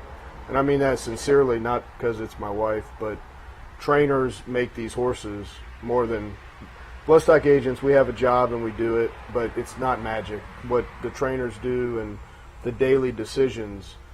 John Sheriff's made thousands of decisions on Zenyatta, and he didn't make any bad ones. To get the horse from there to there. After I bought him, Flightline had a little more to do with, because until he got to Sadler, he had a lot of ups and downs, which were sadly always on my plate to deal with. But once they get there, these trainers have to do it. So. Well, David, we wish you a lot of good luck at the sales up here. Maybe you come up with another Flightline. Who knows? We'll keep our fingers crossed. And Cherie, good luck the remainder of the meet up here. And again, it's been a great first half of 2024. So keep up the with some stakes runners this weekend, not only here, but coming up at Woodbine as well. We'll talk about that and more. Jack, good morning. Good morning. Thanks for having me. And talking to you, as people will recognize as you talk a little more, you have an accent, and we always like to get a little background from folks. How'd you get into the game? I grew up around it at a small age, at a very small level. It was a passion of mine from day one. As a lot of people say in this business, once it's in the blood, good luck. That's the only future you have. So here I am sitting here now. It's kind of the same on the handicapping side. Yeah. Particularly if you hit your first horse. Yeah. If you cash your first ticket, you're stuck. Yeah. So where did you grow up? Durham, England, northeast of England. Biggest town would be probably Newcastle. Racing town would be Midland, York, that sort of area. So did you start your career over there? No, I was left home when I was young. Not sure if my parents liked that or not. And I went to the University of Louisville. Oh, wow. Started 2004 and went through the equine administration degree there, and hot walked for Todd Pletcher at Churchill, and everything else fell into place after that. That's interesting. So you're over in Europe and you wind up at the University of Louisville. Was that you wanted to be in the horse program? I did. Well, I wanted to be a jockey. Oh, okay. But I was better. That didn't work out. You know. But I was better at soccer, and so my dream then was to try and turn professional. When got to that age, I got released and was fortunate got offered a soccer scholarship. Oh, nice. At the University of Louisville. Oh, wow.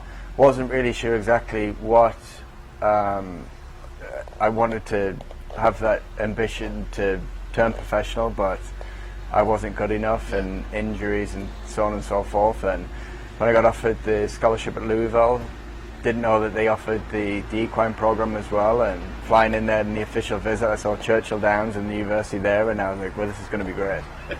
That's what. So did you play soccer the whole 4 years? 3 years, and you don't laugh at me. The last year I tried to kick on the football team because I had 2 knee surgeries my junior year, so they transitioned me over, and it was a fantastic experience, and one to where if I look back at it now, probably wouldn't be sitting here now if it wasn't for the University of Louisville, so forever grateful for them.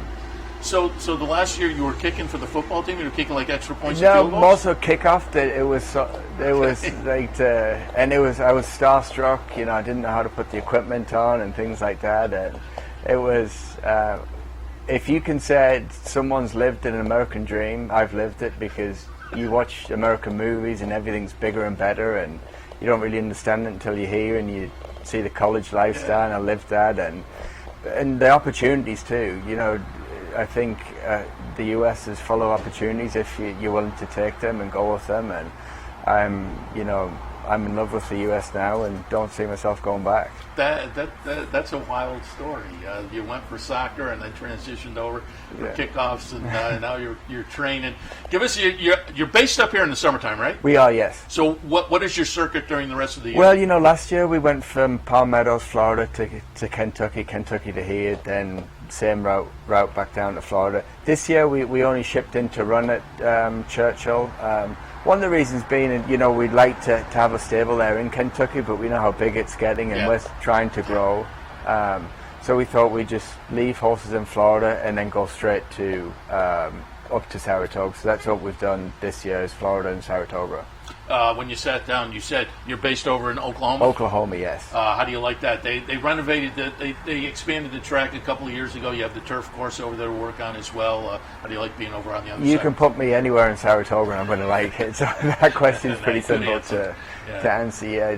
The main thing you see from, you know, been in the barn and day in and day out is how happy the horses are up here. You know, you send some horses, and no knock on different tracks, but you know, they might be close to a city and just the environment, and you really do see horses change up here for the better.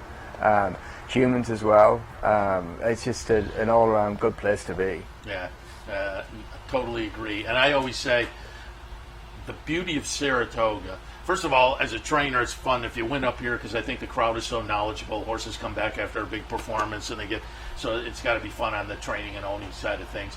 But also the fun is outside the fence. You go downtown at night and eat dinner, and the people in the next table are, hey, I had the double today.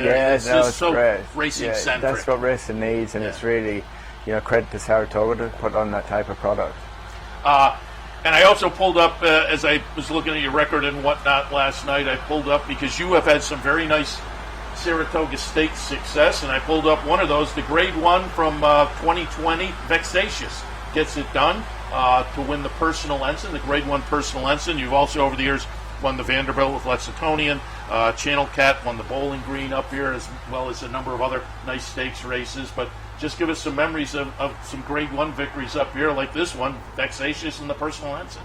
You know, it's a big team effort in our barn, and I don't want to, you know, focus this on me, but it was a big barn effort that day, and you know, just been able to compete in a type of race like the Personal Ensign.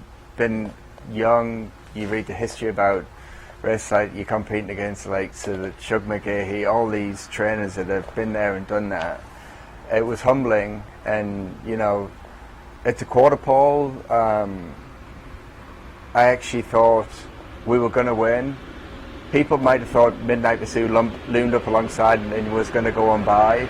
But the thing with Vexatious, when a horse engaged with her, that would be the problem, and that was the best thing for our horse, was Midnight Pursuit actually engaging with her close, which what happened. And you know, we found, you know, a little bit extra late, and it was a pretty special moment for us, and you know, credit to all the guys back at the barn for getting the filly in top shape to win. Yeah, and I'm glad you mentioned it, because it is worth mentioning. You beat Midnight Bijou that day at 35 cents on the dollar on the favorite, and you wound up winning by a neck there. A nice Grade 1 victory at Saratoga. We have some in tomorrow in the Lake George. One's on the AE list, so we'll see if that one gets in. But let's start out with Viv Vuv. Am I pronouncing yes, that right? yeah. Okay. Viv Vuv, we're going to take a look. I went a couple races back. I went back to the Sanibel Island at Gulfstream. Subsequently was third in a stakes race down in New York. But we're going to look at the victory 2 starts back for Viv Vuv, the number 4 horse under Javier Castellano. Give us some thoughts on Saturday, tomorrow in the Lake George for Viv Vuv. We're actually looking forward to cutting a backing trip to the mile. Okay. The Wonder Again 9 furlongs, we had to try. It was, you know, for us as a barn, it was where do we move forward after the Sanibel Island, and she was going in the right direction. If she would have potentially won the Wonder Again, we would have obviously ran her in the Belmont Oaks and stretched out again. She got caught out distance-wise. She loomed up to go and win the race, and she flattened out. So the next stop, obviously logical spot, was look for the mile races. And the Sanibel Island, the one we just looked at, was 7.5. 7.5. Which down there's 2 turns. Yes, so exactly. it's similar to absolutely, tomorrow. yeah. So, and she's quite a versatile filly. Again, we had to try the 9 furlongs. We won't try that again. We'll concentrate on the mile type of races, and you know, she's never put a foot wrong since we got her. She really hasn't. She hasn't been off the board, and she acts like a filly that's kind of maturing at the right time and understanding the American style of racing, because it's completely different. So we're looking forward to tomorrow. Started the career over in Europe, and I don't know if I've ever asked a trainer that before. When you bring one over from Europe, and it is different over there, what's the process like of getting the horse used to the American way of racing? You know, people used to always tell me, surround yourself with good people. Yeah. And that's what I try to do, try to explain to my staff what to do. And I have a very close group of people in Europe that recommend types of horses to come to the US. If it wasn't for those guys recommending, I'm sitting here in the US just actually watching, looking at charts, looking at replays, guessing basically. But I got the call from Emmett Mullins that used to have the filly, and Paul Byrne, who used to own her, and said, I think this filly will suit America. She's got a good mind, she's got speed, she's tactical, perfect send her over. So that's 90% of the battle, is getting the right type to come. And I think you can ask any trainer that trains, what is it that simply get fast horses? Don't change, you know, someone said about a feed program, or someone said about it, if you feed faster horses, don't worry about what you feed. So if you get the right type of horse to come to the US, it's pretty a simple transition. You know, you can either run them off the plane, or you give them a couple of weeks, a month to acclimatize. But if you got the right type of horse, it's pretty simple. And this one certainly has seemed to be the right type of horse. So live in the Lake George tomorrow. You have another one. This one's 3 deep on the AE list. We'll see if In Our Time makes it in. But I did pull up a replay, again, going back to Gulfstream May 19th. In Our Time is going to wind up running second in here behind Majestic Venezuela. Subsequently ran 9th in the Coronation Cup just a couple of weeks ago, the Belmont meet up here. And as I say, In Our Time up against it a little bit, being 3 deep on the AE list. But what are your thoughts if she does scratch in? You know, she came out the most recent race in great shape. She was energetic, she was alert, she ate up. So I thought she kind of got a bad trip stuck down on the rail, and she wasn't able to run. You know, so it was a pretty easy race in her. Wheeled her back on short rest, thinking she was going to get in the body of the race, and she could potentially be the only pace in the race because she's coming out of a sprint. But things in life tend to not go your way. But you know what? We'll look forward, not backwards. Anything in the book for later in the meet? You know, she's got some deceit. She's still got this starter condition, so we might look to get ahead in front there and just get a win under her belt again and regroup after that.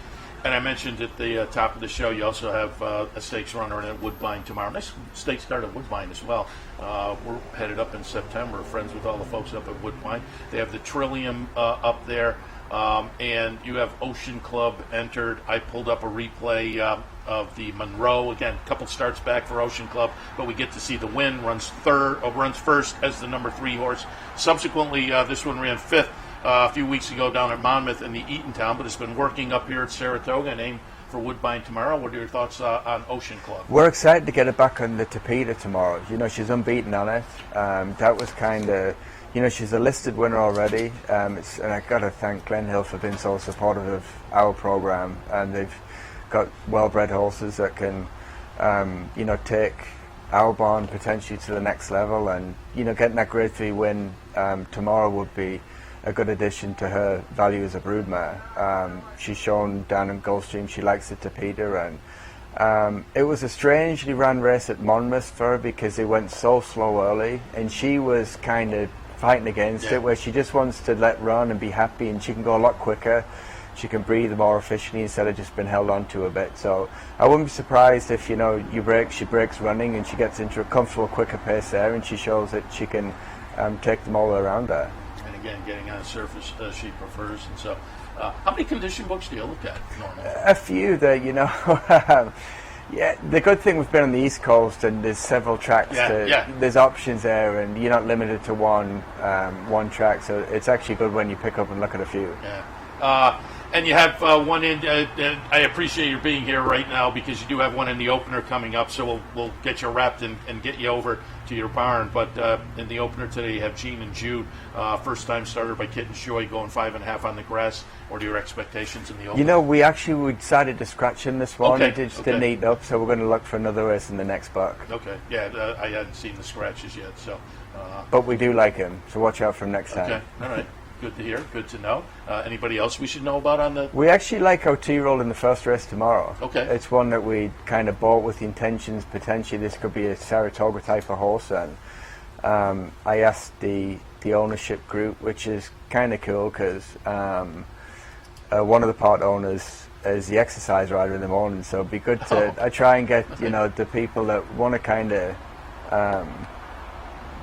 Do more in the sport, if they want to get more involved, people give me opportunities, so I want to try and give back. So we give him a run down at Gulfstream knowing he wasn't going to be fit, with the intention of being fit and ready to go mile the 16th for P at Saratoga, so we're looking forward to him. Helicity.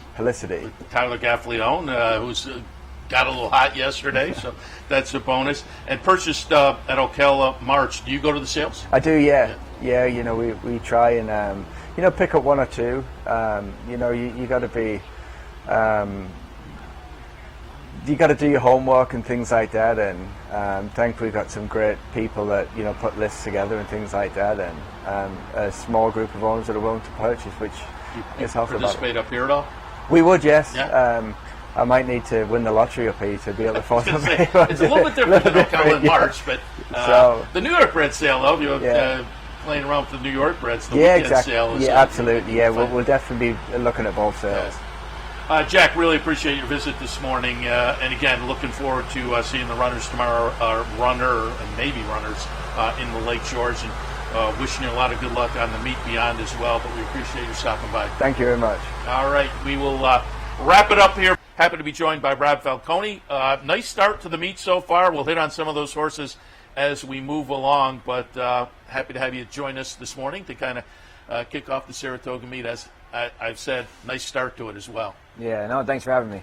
And I actually pulled up the stats going back to, because when you got into the winner's circle yesterday, I thought, maybe we'll see if we can get Rob on the show. And I looked on Equibase, and going back to the Belmont at Saratoga meet a few weeks ago, 7 starters at Saratoga itself, going back to that earlier meet, 3 wins and 3/3 out of 7 starts. Pretty nice kickoff to Saratoga 2024. Yeah, no, it definitely is. And overall, you also have a nice record going down to Monmouth. I know last summer you had a nice Monmouth meet as well. You have 2 strings, right? You have horses based down there. Yeah, Monmouth string, and I have the string up here. Do you go back and forth with any of the horses? Well, it depends. Depends on, race conditions, stuff like that. But I would say mostly the Monmouth horses stay over there and the Saratoga ones stay here. Okay. Always like to, for folks who, watch our show, I think because of Saratoga we get a lot of new folks in, and I like to introduce people So when you look in the form or you look in the winner's circle, you can root for some of the people. And you always like to get a little bit of background. How'd you get into the game? My dad, he owned horses before I was born, so I was going to the racetrack as soon as I was born, so I'm kind of born into it. And so were you always kind of working on the backside? Yes, I would say probably maybe I was 13. I started working during the summers, stuff like that, Yeah. and just went from there. And so how long have you been out on your own? This is going to be my 10th year. Is it really? Yeah, I actually started training. I started training when I was 20, so I started pretty young. And I know early on you got some nice wins. You had Mind Your Biscuits early in the career, right? Yes. Malibu, right? Grade 1? Yeah, winner. Malibu, yeah. Nice. Yeah, Santa Anita, yep. Nice one to have on the resume. Yeah. Let's hit on some of the wins you've had so far at the meet and beyond. Just recently, again, I went to Equibase, pulled up some of these. We'll look yesterday in the 7th. It was Critical Threat getting it done. Nice winner there at 6-1. Were we? Yeah, $14. Hadn't raced since April down at Aqueduct. This was second off the claim for you guys, so this turned out to be a nice little claim because first off the claim you won, and then this one you won. It looks like, unfortunately, claimed away from you, but not bad. Claimed, and then a couple of wins, so talk about Critical Threat. Yeah, no, he was a nice horse to have in the barn, very straightforward, older horse, loves what he's doing, knows what he's doing, and, I was happy for him, too, that he got the job done yesterday as well. And as they say, you have to be thrilled that you claimed and got a couple of wins off the Oh, yeah, definitely, yeah. Talk about the claiming game. How active are you guys in it?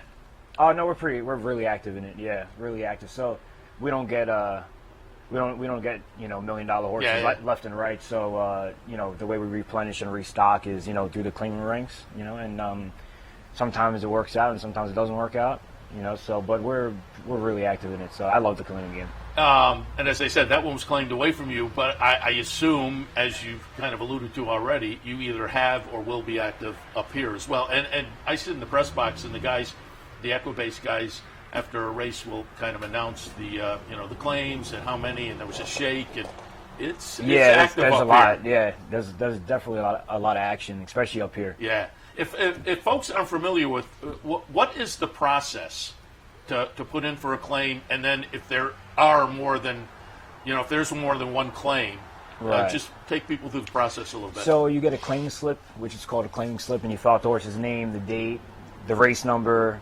who the owner is and who the trainer is, and you write the horse's name down on it, and you go and drop it in they have a box with a slip at the top, and you drop the slips in the box, and then it depends on how many people are in there. It's called a shake. The other day, we had an 11-way shake, so they take 11 bingo balls and they put them in the bingo machine and roll it around, and when one comes out, they read off the number, and all the slips are labeled already, 1, 2, 3, 4, and then they pick whatever number it is, turn it over, and that's who gets the horse.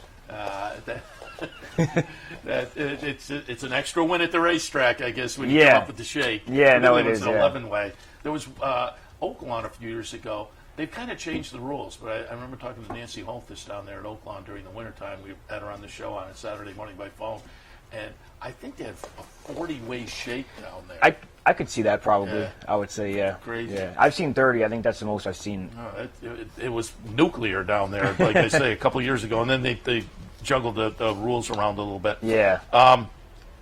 Let's also take a look at going to Monmouth just a week or so ago. We'll look at Duchess of Destin. Duchess of Destin will be a nice winner here as the number 5 horse. This one, part of your Monmouth string, you said the Monmouth runners, this one's been working down at Monmouth, and some of them stay down there. Now, this one makes a lot of sense. I'm assuming, the game plan will be to stay at Monmouth all summer, as this one is a New York bred, or New Jersey bred. New Jersey bred, yeah.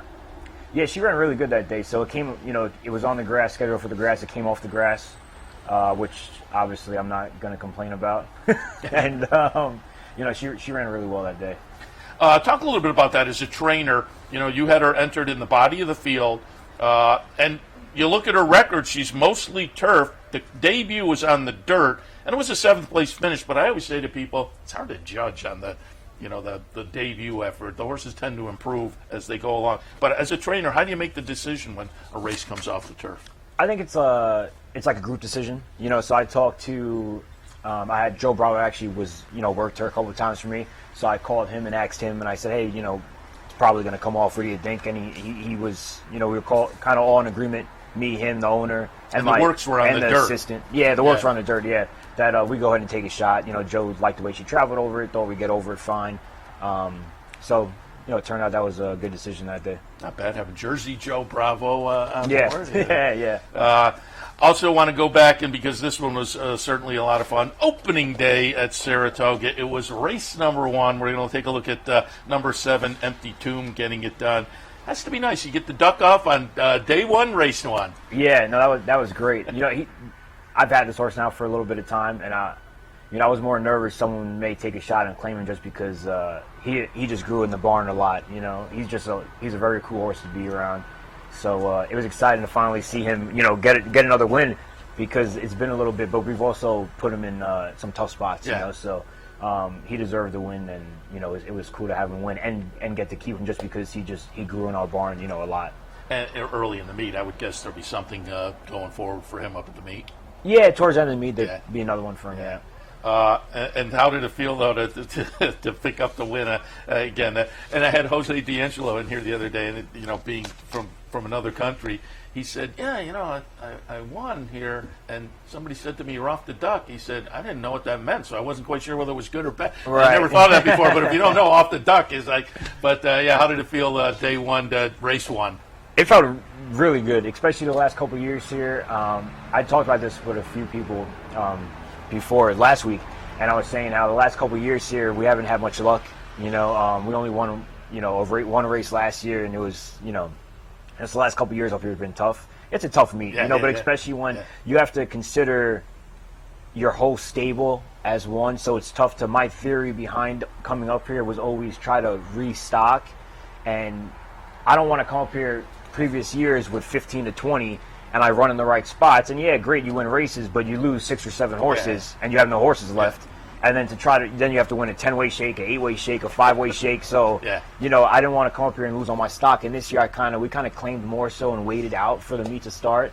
And we came up with, with a lot more horses. So we kind of, I kind of switched my mindset, I would say, this year, because I used to never shoot for this meet, really, because of that reasoning. And then I kind of, this year I was like,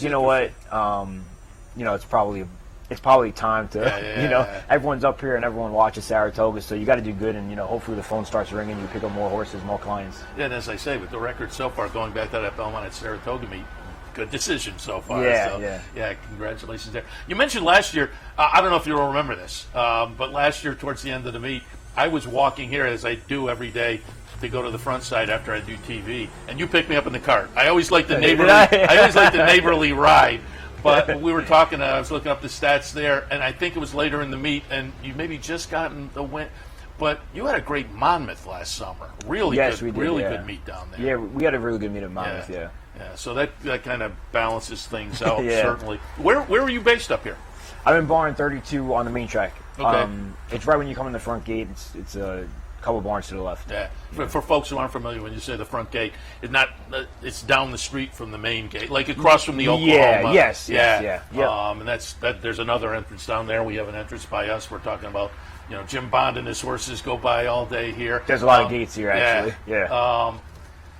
So if you're working horses, you mainly work them on the main track, or you go across the street? It kind of depends. I kind of played out. Obviously, we run on the main track, so the races are over it, and sometimes they would be quicker to seal that track if there's rain incoming, and the Oklahoma is great, and it could hold a lot of water. Yeah. So it kind of just depends on how the track surfaces are, that day. But I think both tracks are in pretty good shape right now. You ever bring horses back here? Yes, I do, actually.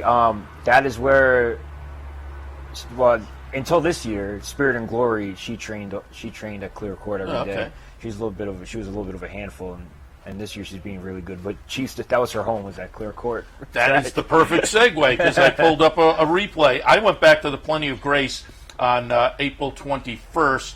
And again, this was a few races back. She has subsequently finished third in the Bogey and the Eatontown. But we're going to look at Plenty of Grace, going to be the number 3 in the replay here. And I noted she has been working up here, so she's based here. And I'm curious, Plenty of Grace, nice little stakes runner in your barn. You looking for something? I mean, you have like the Della Rose coming up, the Boston Spa. You looking at something like that? Yeah, we're thinking it's either going to be a Della Rose or we may ship her back out to Del Mar for the Yellow Ribbon. Oh, okay. But I like to see her. I like to see her here in the Della Rose going to Flat Mile. I think, you know, with the new with the way that Jose is riding her, and you know the way she is has moved forward. I like to run out of her stall. You know, I would think that would help her a little bit, but. You know, really, we'll just see how how the Della Rose looks, and you know, because that race, even though it's a non-winners of a sweepstake this year, those could come up very salty. Yeah, you know, you don't think they may not be that, Yeah. you know, tough, and then there's a lot of horses that you know could have won greatest stakes last year that just so happened to have won one this year, and then it comes up a lot tougher than you think. So we'll see. Story of Saratoga, right? Yeah, exactly. I got a good one. Then the entrants come out. Oh, 5 other people. Right. Yeah. A turf runner, when I asked you to come on the show yesterday, you were checking in. Do I have turf work? Turf works are, Fridays and Sundays? And I'm assuming with a horse like this, you'll go over, folks who aren't familiar, the turf works all happen across the street at Oklahoma. Yes, she's going to be working. When the meet starts, they change the turf work days. But she's going to be over there working tomorrow. And again, you've already kind of alluded. They expanded that Oklahoma track, and everybody kind of has really over the years raved about the Oklahoma and the turf side over there. Great place to work horses. Yeah, no, it definitely is. And also, I saw a quote from you. I think it was on Twitter, opening day maybe, or you said "Heaven on Earth." So give us some impressions of and you've been coming here for a while now, Saratoga. Yeah, no, I've been coming here for a while, and it's just great here. You know, the atmosphere is great. The horses seem to love it here. The barn area is more open, so they're not enclosed, and it's just a good atmosphere, racing atmosphere. Everyone in town loves the races. All the restaurants, everyone loves the horses, and it's just a real horse-friendly town. So it's great to come up here.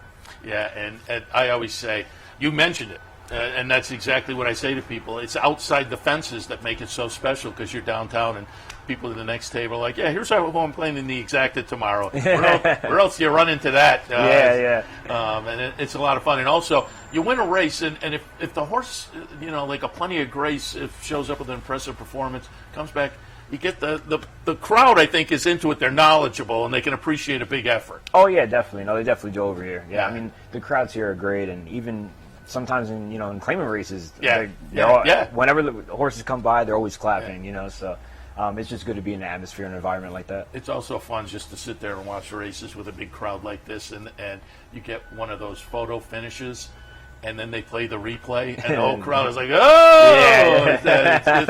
It's fun. Yeah, no question about it. Not that they've been going my way there. I've been on the wrong end a few too many times at the meet. But as I say, you've been going great. Keep it up. Anything we should look for in the next few days from the barn? I have one in today. I think she's live. She has a shot. She's 9 to 5 on the morning line. That's all I got for the weekend here. Okay. So we'll have to wait for next weekend. All right. Very good. Rob, we appreciate the visit. And again, congratulations on the nice start. Again, not just the last few days, but going back to that short meet we had a few weeks ago. It's been a nice run 2024 up here at Saratoga, and again, you had the nice summer last year at Monmouth. We can look for your horses down there as well, and hopefully we'll look for Plenty of Grace up here. I don't blame you if you're looking out at Southern California as well, but she's a nice little stakes runner, so we wish you a lot of good luck going forward. Yeah, no, I appreciate it. Thanks for having me. Rob Falcone, again, we'll be looking for his horses at the meet and beyond. Welcome back to Racing Across America. Seth Merrill live from Saratoga, our Clare Court location on a beautiful Saratoga Saturday. As promised before the break, now joined by Jenna Antonucci. Jenna, good morning. Good morning. Thanks for stopping by. My pleasure. And I always like to start with, again, we've had you on before. Other people maybe have heard the story, but I always like to start for maybe, it's Saratoga. We draw new people into the game.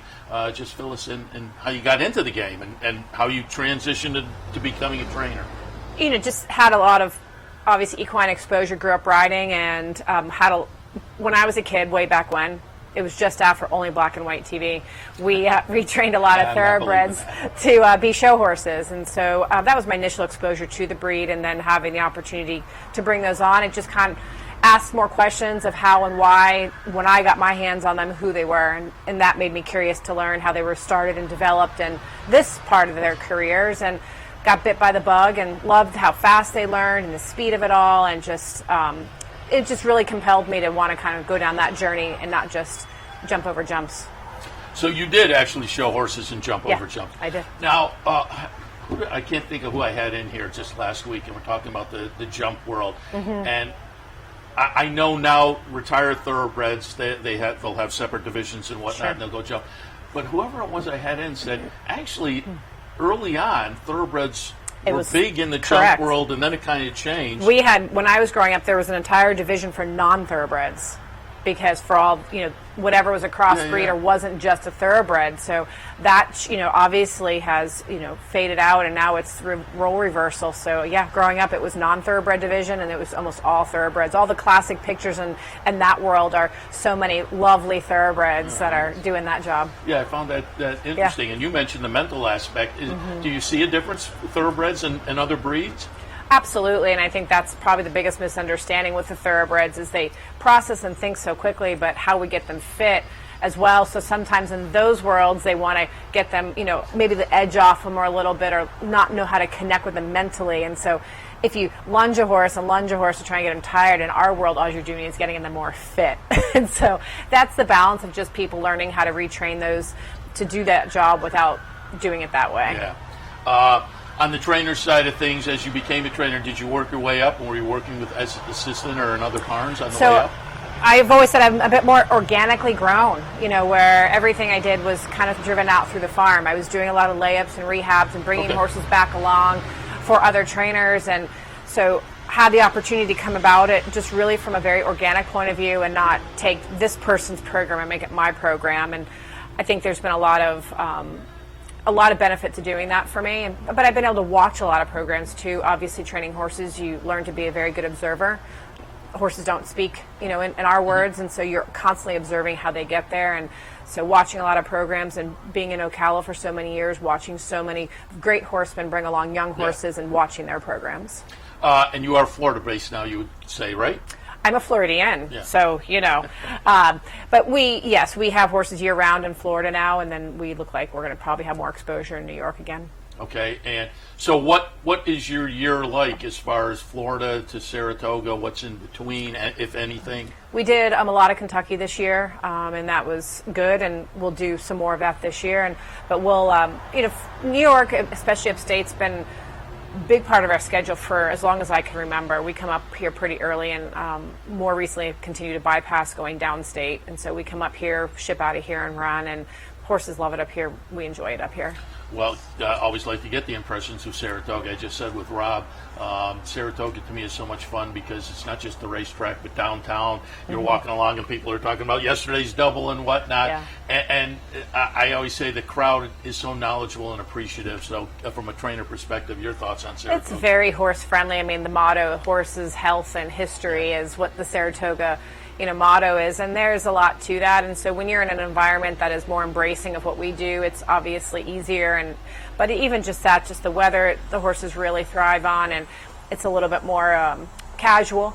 And I'm definitely very horse friendly, and that's always a lot of fun. And where are you based on track? We're on Oklahoma side. So you like that? I've been there forever, and yes, absolutely. Talked with Rob a little bit and some of the other trainers I've had in. Talk a little bit about the Oklahoma. They widened it last year, I think, but it just gets raves, has for years and years. There's the turf track over there as well. And we actually train mostly on the main and stable on that side, but obviously for turf gallops and turf works and the occasional set you may not be able to squeeze in on the main, we will go over. And the tracks are pretty consistent to each other now, which I think is something as an industry we're focusing on, consistent footing and consistent surfaces. So the tracks mirror each other as much as possible. You kind of alluded to it there, and I'll ask you, and then we'll move on to some of the runners. But HISA obviously has been a storyline through the last year, and certainly the impetus of having uniformity across the country has been great. The implementation's been a little rocky, but from a trainer perspective, your thoughts on HISA? Well, we got government involved, and so sometimes that gets rocky. I think some of the misconceptions of it I understand. I think probably right in line with our industry. We're not always the best communicators. And so I think it's people learning and understanding that HISA was implemented by the government for a reason. And sometimes when you implement things in that manner, it doesn't go smoothly. And HISA has owned their space and what hasn't been right and trying to fix things as fast as they can. And the entire objective of HISA is horse first, period. and that makes people uncomfortable. And sure, we don't want more government in our homes and in our barns, but we weren't able to do it ourselves. We weren't able to self-regulate ourselves and get some of the nefariousness out of our industry ourselves. So someone came in and did it for us, and we're going to have to work through, the bumps and the bruises along the way until we can get it to where it needs to be if we want to sustain what we do for the long haul. Yeah, as I say, the great, kind of goals, the implementation has been a little rocky. It has been. But it was also, I think, partly it came into fruition so quickly that I think affected, It did.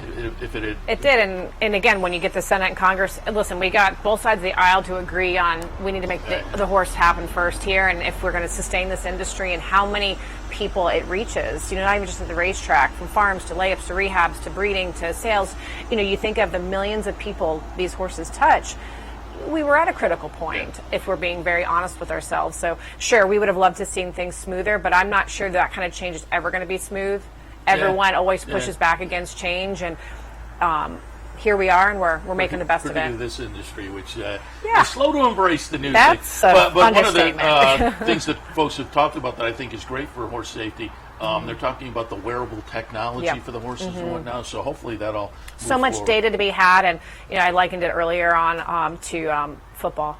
All the sensors and the things that are happening, and the pads and the helmets for players, and what concussion means, and absorbing all of that. There's so much that's going to relate into what we do with these horses and how they carry themselves, and how much PSI absorbs into each leg and into the ground every time they hit the ground. So there's so much data to be had there that when we learn what to do with it, I think it's obviously going to have immeasurable upside for us. Yeah, again, that technology side of things has me a little bit excited, because I think if the racing industry can embrace it, I think that'll make a and I definitely understand how people are, it makes people uncomfortable because we're doing something that's the unknown, and we're used to being so in our barn, in our space. We got it.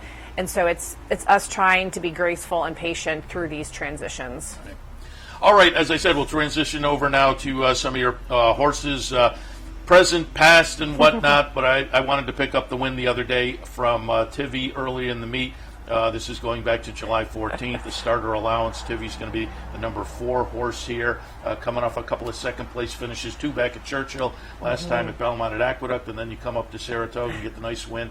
Nice horse, a couple of wins now, and 4 seconds and so many 9 thirds. So many seconds and thirds. But yes. Broke through here, and I'm did. assuming off of this effort, and being this early in the meet, we maybe look for this one back. Yeah, most likely. There's nothing in the second book really for him, so we can have a little bit of space in between this and the next one. The picture of consistency, obviously, on his numbers and everything else, it was just like, come on, buddy, can we finally get this one out of the way and move on? And I'm not sure if we lost our best friend, but all kidding aside, he's really been such a consistent horse for them. New people in the thoroughbred side of things, and so to pick up a horse like this last year, that's just been an absolute, picture of consistency. I couldn't be happier for them. And owners always have to be excited about a win up at Saratoga. New owners, their first career win back up here. They've had them. It was really cool, and love that they were here for it. Amazing. That's great. I asked you when you sat down about what in the first thing I'll ask you. Do you know where the name comes from? I sure do. Give it to us. What in the literal? Literally, there's much sarcasm behind it. She's always had so much personality. She has kind of a white eye on the one side that looks like she's always saying what in the literal, and you can add the next word. So that is honestly where her name comes from, because she's always had that about her. She was a homebred that we brought along and raised, and so Katie Miranda. We've got a replay of the Astoria here, which was a nice win in only her 3rd career start. Had a couple of starts down at Keeneland, then comes up to Saratoga in that Belmont meet and wins the Astoria, and then early in the traditional meet here, had that unfortunate, came out of the gate and went to her knees and lost the jockey. But just give us a little update, talk a little bit about the win, the Astoria, and follow up. The Astoria, we did not expect to be on the front end, and she just kind of inherited it being in the one hole. She's always broke real sharp. And as a trainer, you have to love this. Gutsy on the rail, absolutely. gets past and comes back. And that was the what in the literal, because that eyeball's on the right-hand side there. So she, to watch one that gritty that early on in her career, and she was closing so well at Keeneland. that she was third that day. Just a couple of jumps, she was past those two. So, I love the additional ground for her. She'd been training in her space like we were looking to see. But again, in that race, didn't expect her to be on the front end. She's quite fine to sit anywhere. So pleased with that. And she's come out of her little kerfuffle from the last race. And One of many in there. Oh, yeah, that was I think lessons were learned there, and we move forward and learn. But we'll aim to the Adirondack for her and see how she puts it together there. So she came out of that. She's totally fine. Have chiropractor, make sure she didn't, throw a pole out of place or something. But yeah, she's great, thankfully. Do you use a chiropractor a lot? We do. Chiropractor? Oh yeah, nice. Absolutely. You use one person? I've never. I I've never need had a two chiropractor. more. But people are always saying, "Hey, you should." I've never done that. No, my horses see it far more than I do. Unfortunately, that's usually how it works. And certainly when we have you in here, we have to go back to last year. I pulled up the replay of the Travers Arcangelo. And I will admit, as a handicapper... You missed it? I was... Just because of the layup, I'm still... The layup word, my favorite. I guess I'm still stuck in that, my old... it used to be a thing back in the day. Not so much now. But you come off the win in the Belmont, and that layup, you come back here and win the Travers. Give us memories from last year. I think for him, more than anything, it shut down the naysayers of, was it a fluke? Mind you, the horse had now, after this Travers, he had won 4 in a row. Yeah. And so, it wasn't a fluke, but, it was easy to overlook the maiden race, that people wanted to dismiss how fast that mile was for him. And then, the Peter Pan was, he did what Literal did, battled it back down the stretch. It was like, all right, good boy, you're figuring that out. And then the Belmont happened. And then, for him to come back in this spot. But I think also, referencing back to some of the HISA things, I think we're going to start seeing horses space out a little bit more, and giving these horses a little more time in between. And they're not getting all of that, therapeutic help that they may have been getting previously. So for us, people were just looking at our program so intently that they had never looked before. It's not unusual for me to do things like that with horses, or go race to race and do a big happy gallop in between. And so I think that's, for me, once a horse is fit, my job is to try and stay out of their way. I don't need to keep drilling them and keep putting them down. Like, we're fit, we're there. And so that was the plan with him. And John Ebert was very involved with how we were getting them. And he's like, do you feel you can keep them fit from one to the other? I said, 100% we can. And so that was how and why. And again, it was a tremendous training performance. And Thank you. As you say, 4 in a row goes from the Maiden Special, Peter Pan, Belmont Stakes, and Travers. Yep. And I also had to pull up what is one of the favorite racing videos, I was going to say of last year, maybe of all time. Yeah, we had to. It was you watching the horse come down the stretch. If I had realized what it would be after the fact, I may not have. Well, I cheer them all this way.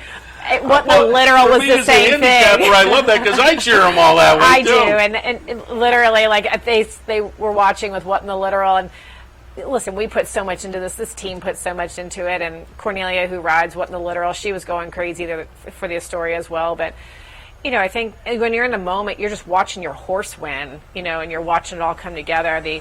The significance and it's the Belmont, of it. And the historical significance. That wasn't there during that, and that's the thing. We're just, I heard they wanted to frame the story with the David and the Goliath aspect of it, and this and that. And for me, it just wasn't ever that. We were there, we were good enough, and we wanted to run, and we wanted to win, period. And I'm not good about all the fanfare stuff and all the flowers that get put around it all. It was, you get laser focused. Any trainer does, male, female. You're there, you're putting them in the gate. If it's a 12-5 or a grade 1, you want to win. And so to see them not coming, deep stretch, you're freaking out because you're getting the W. And it was like screaming for the wire because it's like, how long can we keep holding him off? But that horse is I hope he passes on his grit and determination and his quality as an athlete. I'm very excited to see what that is going to look like. Like I say, that video, because as a handicapper, I've been the same. For different reasons. In front of the monitor, absolutely. But then once you had a chance to reflect, did the historical perspective kind of have some... It took some time. And I've been so grateful for the opportunities to, we've been able to speak to young people and to girls and to children, and to teach people and to expose people to what we do is so important, and we get a little stuck inside the fences here. And so to have that opportunity, because people feel I'm more approachable, and to hear what it's meant for women has been as a gift. And that was something that you could have never imagined, and I never put any thought into that prior. We were focused on winning a race. It happened to be that race, and I hadn't put in. I didn't realize it was the first Triple Crown win for any female. I did not know that. I knew about the Belmont aspect of it. So some of those things have come in later, and it's been a heck of a journey. And I'm again proud to be able to talk about what we do, what this industry is to Are you people. participating in the Women's Summit up here? I am. Very Yeah, good. on the panel. We'll have to promo that a little Appreciate bit. that. I also heard yesterday that you were the MC at the trivia night. We had a blast. Yeah, I gotta had get a to blast. that. I got to get to that. I had a blast, and I guess, you know, no, we had a lot of fun, and I told Brian questions were like next level. I was like, geez, you know, goodness, this was serious. This wasn't like patty cake, you know, trivia. There wasn't like oh, good for you. Like, you had to know your stuff. But yeah, that was cool. No gimmies. No gimmies. The only gimme was the Arcangelo question. There was one team that got it wrong. I was going to say, I was told that there was somebody who missed the whip. It's fine. It's fine. Jen, appreciate the visit, and looking forward to the rest of the meet, and we'll root you along, certainly. But again, last year with Arcangelo was a lot of fun. It was a lot of fun. Expected what's in the literal a little bit later in the We're meet, making so some fun 2-year-olds, so looking forward to it. Anybody we should be watching on the 2-year-old You'll side know. of things? You'll know. You know how to read the form. There you go. Jenny Antonucci, appreciate it. And as I say, good luck. Thanks. By one of the team I promised earlier. The other half is across the street practicing because Katie Davis and her dad, Robbie, will be across the street for a charity event on Saturday night at the harness track. We're going to talk a little bit about that, but we have Katie Davis. Katie, good morning. Hi, thank you for having me. Oh, happy to have you. And why don't we pull up the video, because I pulled up a little video. Robbie can't be here because he's across the street, and I think we have a video of him doing a little practice earlier. I think this is courtesy of Jessica Hellette, the photographer over there. But he's in sulky. I think we also have a shot of you on top of the horse. So you have a couple of different events. He's going to face off on the sulky side of things, and you're trotter in saddle. Yes.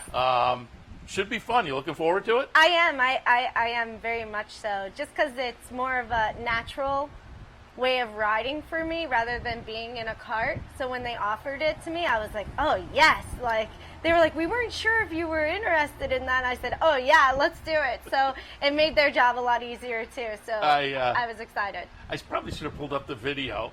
There was some video also of you behind the starting gate as you have across the track.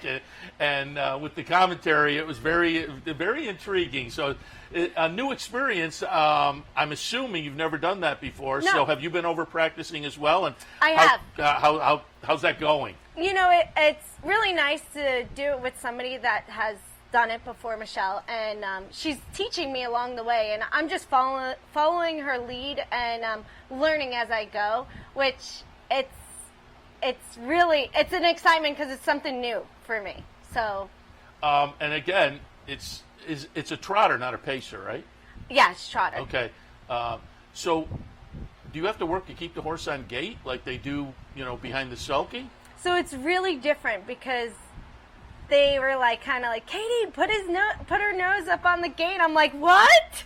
Like, they're like, yeah, they're used to it. So she's like, Michelle's horse is like banging her nose off the gate. I'm like, are you sure? And the guy's like, yeah, giving me that confident. And I put her up on the gate, and it was such a cool feeling, being in stride in basically up to a gate. And then when they closed the gate, which on our terms, opened the gate, they closed it. The horse was ready and just started taking off of me. So I started screaming. I was like, this is so cool. So it was a great experience so far. So I'm looking forward for the race. We should mention this is a charity event. It will benefit the Franklin Community Center, also Kelly's Angels, Mark Mulholland behind that charity from Channel 13. Both great charities to benefit. It's going to come up Saturday night at the harness track, and we were talking before we went on the air. You're expecting probably like an 8 o'clock start time for the event? Yes, because my father has one in the last, and I ride in the last, and that goes off at 6:40. Hopefully they don't push it, but luckily we're right across the street. Yeah. and they're both going to be similar events in that you're going to be facing veterans from the harness track. So you'll be squaring off on top of a horse, and again, your father in the sulky. 2 separate events, correct? Yes. Yep. We're not sure who's going to go first, but we'll know by, regardless, it's going to be a great time. And will you go a half mile or a mile? So it's two times around. Mile. So it's a mile. Yeah. Yes. Very good. And again, how often have you been over there, and what's your confidence level? So I've been over there, I want to say at least 6 times.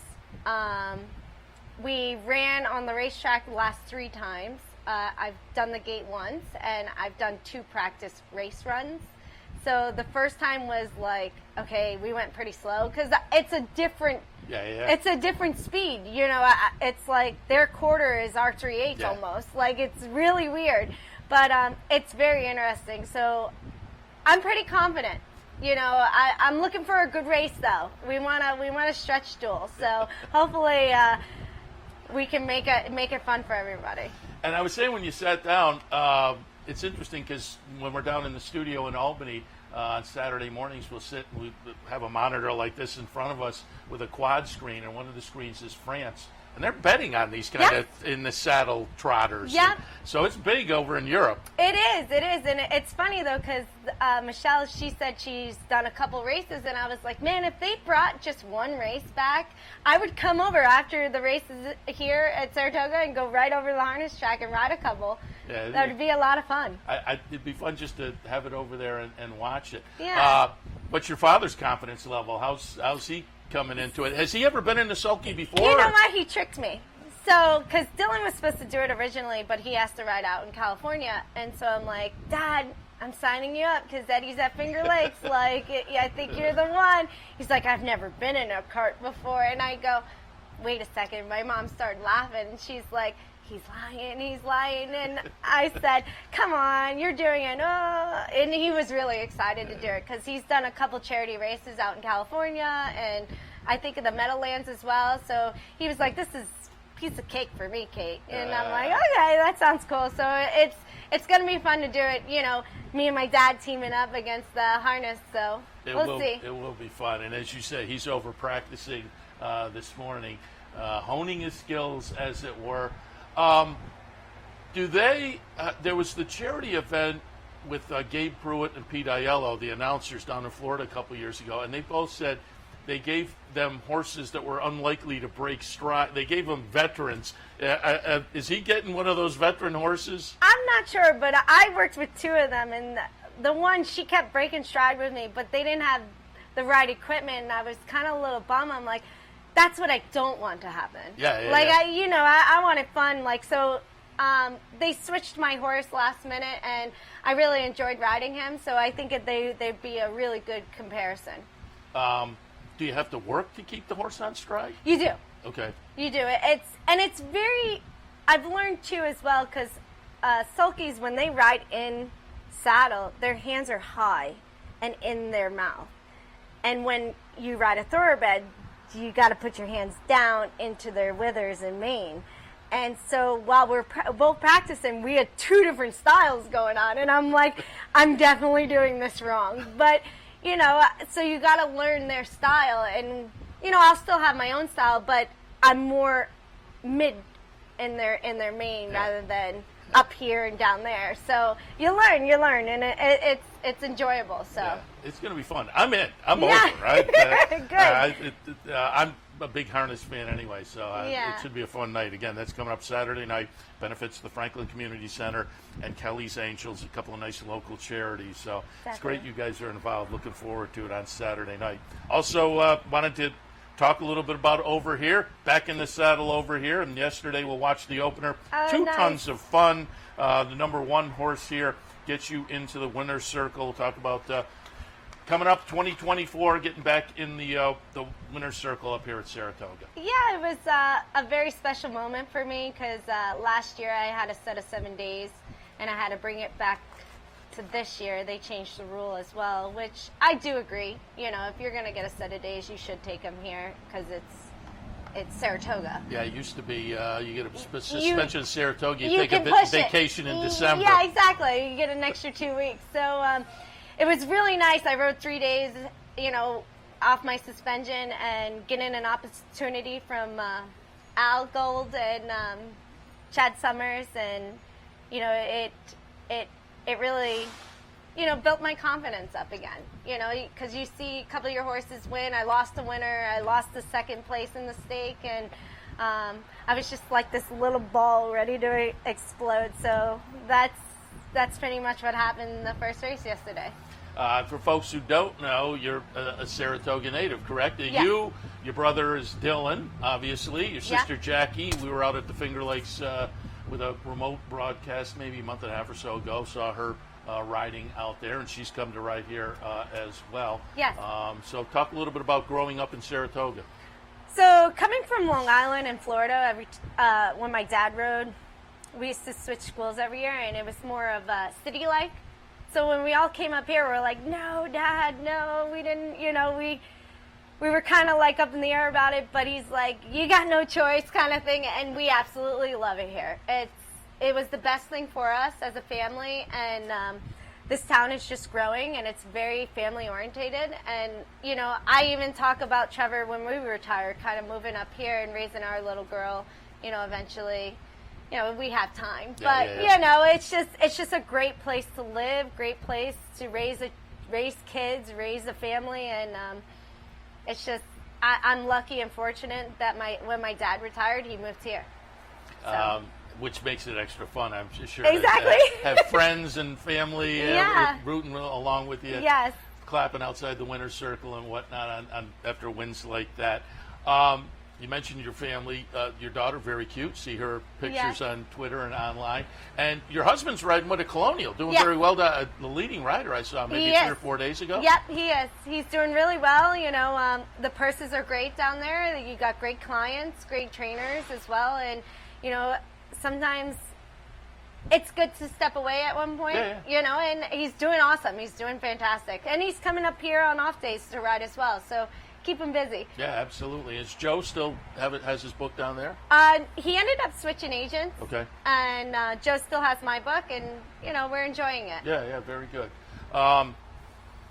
Again, this is coming up Saturday night. Looking forward to it. You're expecting about 8 o'clock for the event, and again, a couple of nice charities that will benefit from it. As I say, I'm headed over. I'm looking forward to it. I think it's going to be a lot of fun. Yeah. Kind of a novelty event. You and your dad, Robbie, he'll be in the sulky. You'll be on top, and you going to issue any challenges? You want to? I told him, you better win, because I don't know how well you've been doing this longer than I have. So it is going to definitely be a lot of fun. Yeah. And now, again, the two folks you're going against are regulars over there. Yes.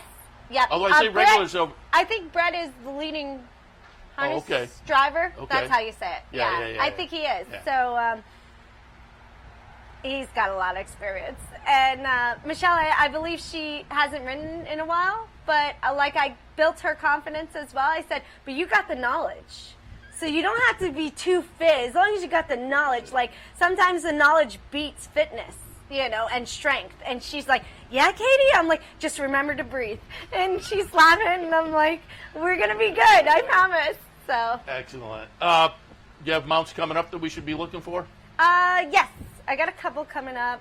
Friday looks really well, and just excited to get back into the saddle again, for sure. That was a nice win yesterday, certainly, to kick off the day. So we appreciate your stopping by. Looking forward to Saturday.